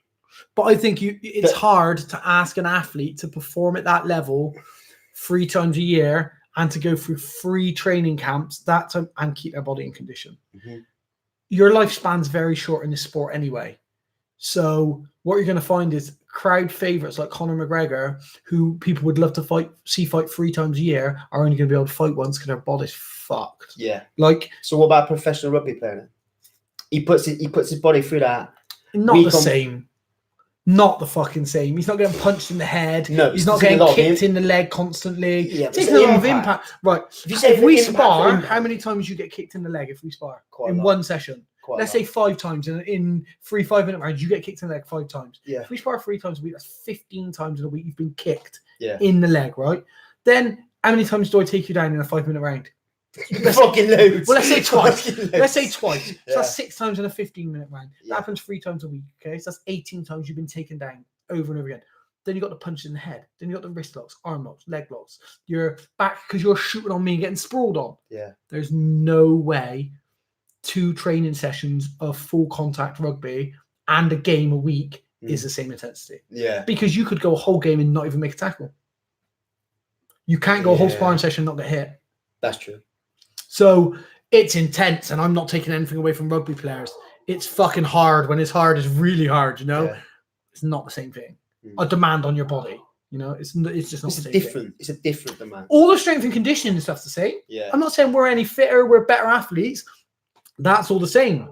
Yeah. But I'll take 90 minutes of rugby practice over fucking 5-minute round sparring with another equally good level pro. I understand what you're saying. But it's like if you're going to go, you can train MMA. Obviously, you're talking about sparring, but you can train MMA. You can go, well, I'm not going to get punched in the head now for the next 3 weeks. Yeah. None. I'm not going to get punched in the head once. And you can train for that. Yeah. You can practice leg kicks. You can do jiu-jitsu. You can just do whatever. You can train for that. Whereas when you such it like rugby is chaos. Like I look at rugby is chaos. Yeah. So anything you do, there's always the element of something could happen. Could happen. Yeah. So listen, I can train no headshots. How many times do you think I've shot on people and whacked my head on their hip? Yeah. How many times do you think I've took people down and hit my head on the floor? Yeah. How many times have someone gone for a guillotine, I've tried to escape and crank my neck round? Yeah, yeah. Like the getting punched in the head's a small element. You still get a lot of impact. Yeah. Like getting double legged and falling back and break falling is a massive shock on your brain, Yeah. So I think comparatively, I don't think it's anywhere near as much trauma to your body playing rugby comparatively, but it is very demanding and it can be worse. Yeah. If you're a prop and there's 12 scrums in a game and you've been rocking all game as well, the chances are you might have had a 4 weeks contact for an MMA fighter in one game. Yeah. But then you might not have that again for another 3 matches. Yeah. The MMA fighter's going to get that again the next spar, definitely. Yeah, I do understand what you're saying. It's funny. I try and ask these questions to all the lads when they come in the gym, lads and girls and whatever else. It's like, who do you reckon is the best athlete ever and the best sportsman ever? I ask this all the time. These are one of my buzzwords. Like when we're sat waiting to lift some weights, I'm like, what do you reckon? Because everyone comes out with different thing. Yeah. So the very best sportsman. So they don't have to be like. So let's say sportsman. Best at their sport. So like Floyd or best at their sport. Best it has at to be their sport. Okay. Sport. So the best at their own sport. You'd have to mention someone obviously like Ali, etc., because he was so dominant. Do it in our like. Did. Do it in our like. How old are you? 36. We'll just bring it up. We'll just mention that. Oh mate, you talking about careers. 36. The best athlete, the best in their sport, Serena Williams, I'm going with. Yeah? Yeah, the best in the sport. Yeah, in their own sport, I would probably go Serena Williams or Michael Jordan.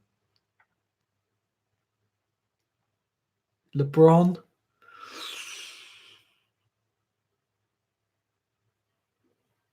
I didn't think you'd say her. Oh, mate, I think. It's Floyd for me. Do you think? I'm not like. No, I don't. I'll give Floyd. He's the best at what he did, but I think he's got a few questionable decisions that maybe, he just had so much. Floyd's amazing. He'd probably be top 5 for me, definitely. Serena Williams was so dominant. I think she'd beat a lot of male tennis players. But you can't go like. No, I just think that she would have done. She was so good, so dominant. In their own sport, people who stand out for me is Tiger. Tiger, he was very dominant. Yeah, Michael Schumacher. Oh yeah, fuck me, yeah, Schumacher maybe. But then Lewis does it now.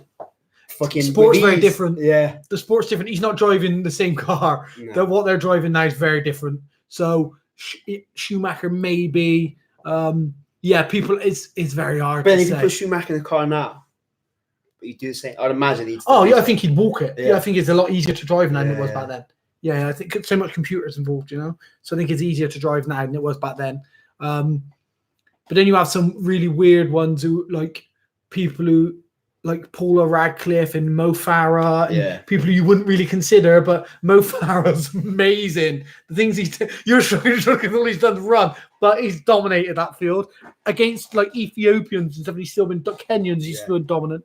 Someone like that. And then when you get to no drugs in that sport now. I would imagine there is. I don't believe there is a clean sport. No, I don't believe there is a clean sport. I believe if you were to take the top 10 athletes. In every high-performance sport in the world, the top 10 athletes, I would say 7 of them are on gear. You reckon? Yeah. It's not just gear, numbers 1 to 7. Yeah, they're on something. They're juicing up somewhere or other. Whether some that's clenbuterol for cardio or caffeine, whatever it is. I think they're breaking the rules somewhere or another. Yeah, I'd say that. But then when you go to people who are amazing people. Someone who really stands out for me, James Cracknell. 100%. Fucking that man is. Fuck me, 100%. 100%. Something different until he had his accident. But even now he's still fucking smashing it up. He released some documentaries a few years ago where he would just take on these challenges. Yeah, Marathon de Sable. What's the highest Englishman's ever finished? 13th. I'll finish off. Yeah, so he just wanted to set up ball. Like, James, you can't run how we run. You have to run a bit different. Okay, boom, God. Did you ever used to watch some things with him and what's the other dude? Ben Foden. Ben Fogle. Yeah, that's him. Yeah. Ben Foden. Yeah. Him. Ben Fogle. They're decent. Yeah, wicked. I love that. I like Ben Fogle and I like the New Lives in the Wild and stuff. I like him. I really like James Cracknell. I like his mentality. He'd have former SAS guys, and I've never met a human like him. No, I've never met a human with the brain like him. There's special people, and those special people are normally fucked. Yeah. Something ain't quite right, is there? Something's not quite right. Yeah, you're on the spectrum. They're on the spectrum somehow, I think that's the only way you can get there. I think that the absolute top level athletes are somewhere. There's something. If you sat down in there now, we did a different sort of podcast, and everyone could just say what they want to say. I bet they make more fuck ups than me and you. Yeah, they open their mouth somewhere that it shouldn't.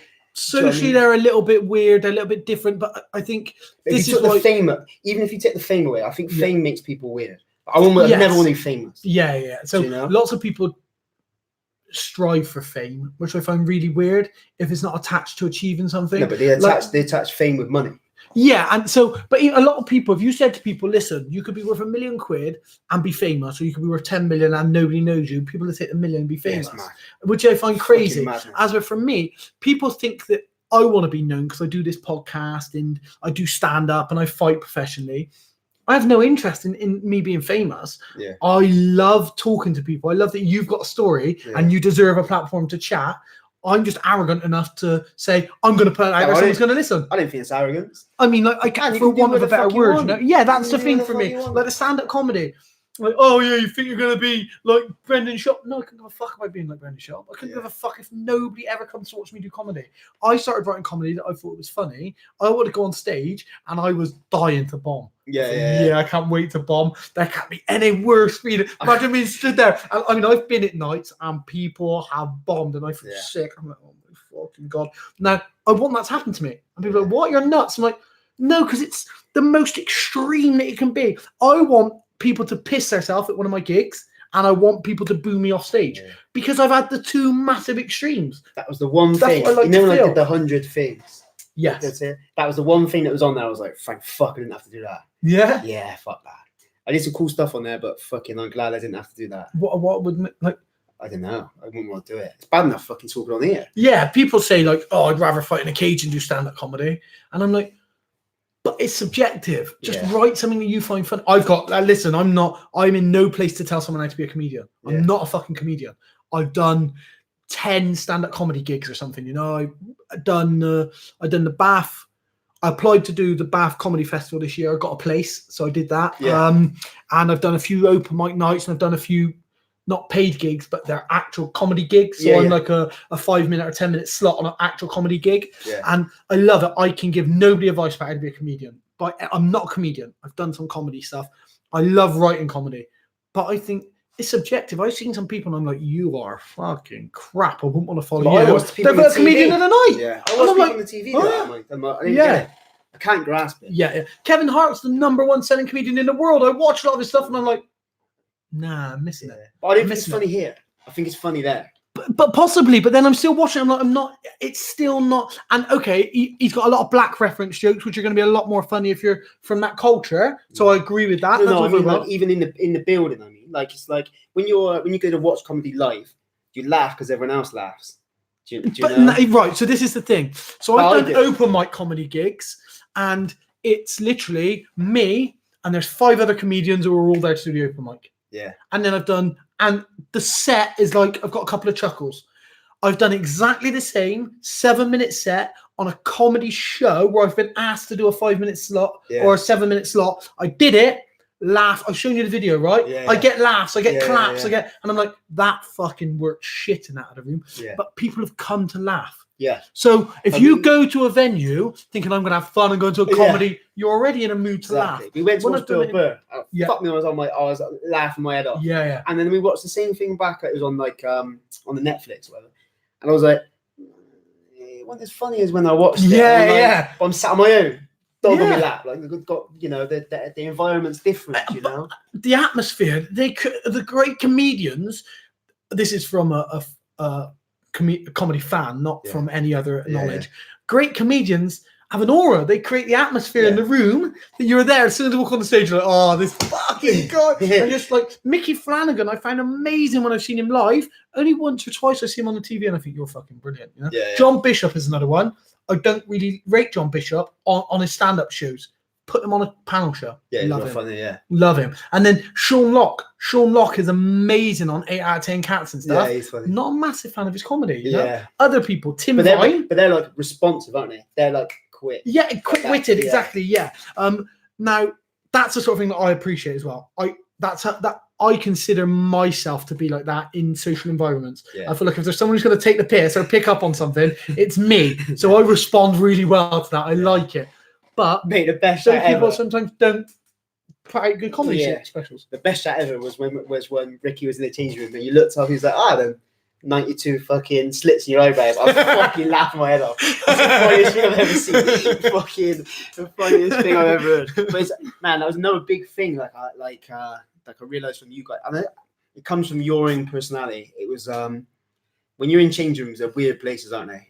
Yes. Like behind changing rooms, it's like whereas you're really relaxed. Like I remember going with Chris years ago.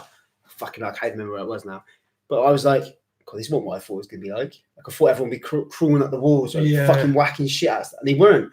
You were mega relaxed, mega chatty. You were really just chatting and fucking about. I was like, this is what it's about, you know? Like, you know, setting the scene. But that was what made me laugh the other day. Because I could tell Ricky was like kind of fucking hell, what do we expect here then? What's Yeah, this going to be like? And everyone went, yeah, you and Ronnie and everyone was fucking about. And I was like, man, this is the dream, you know? So I get a lot of texts. Obviously, once you've cornered people, and I mean, I've probably cornered MMA fighters and boxers conservatively, let's say 1,000 times, conservatively. So like I regularly do 7 in a night, you know, so I think that's conservative to 1,000 times. And I regularly get messages afterwards of people saying, mate, I don't know if I can fight without you there. It was such a calming influence. You made me feel so at ease.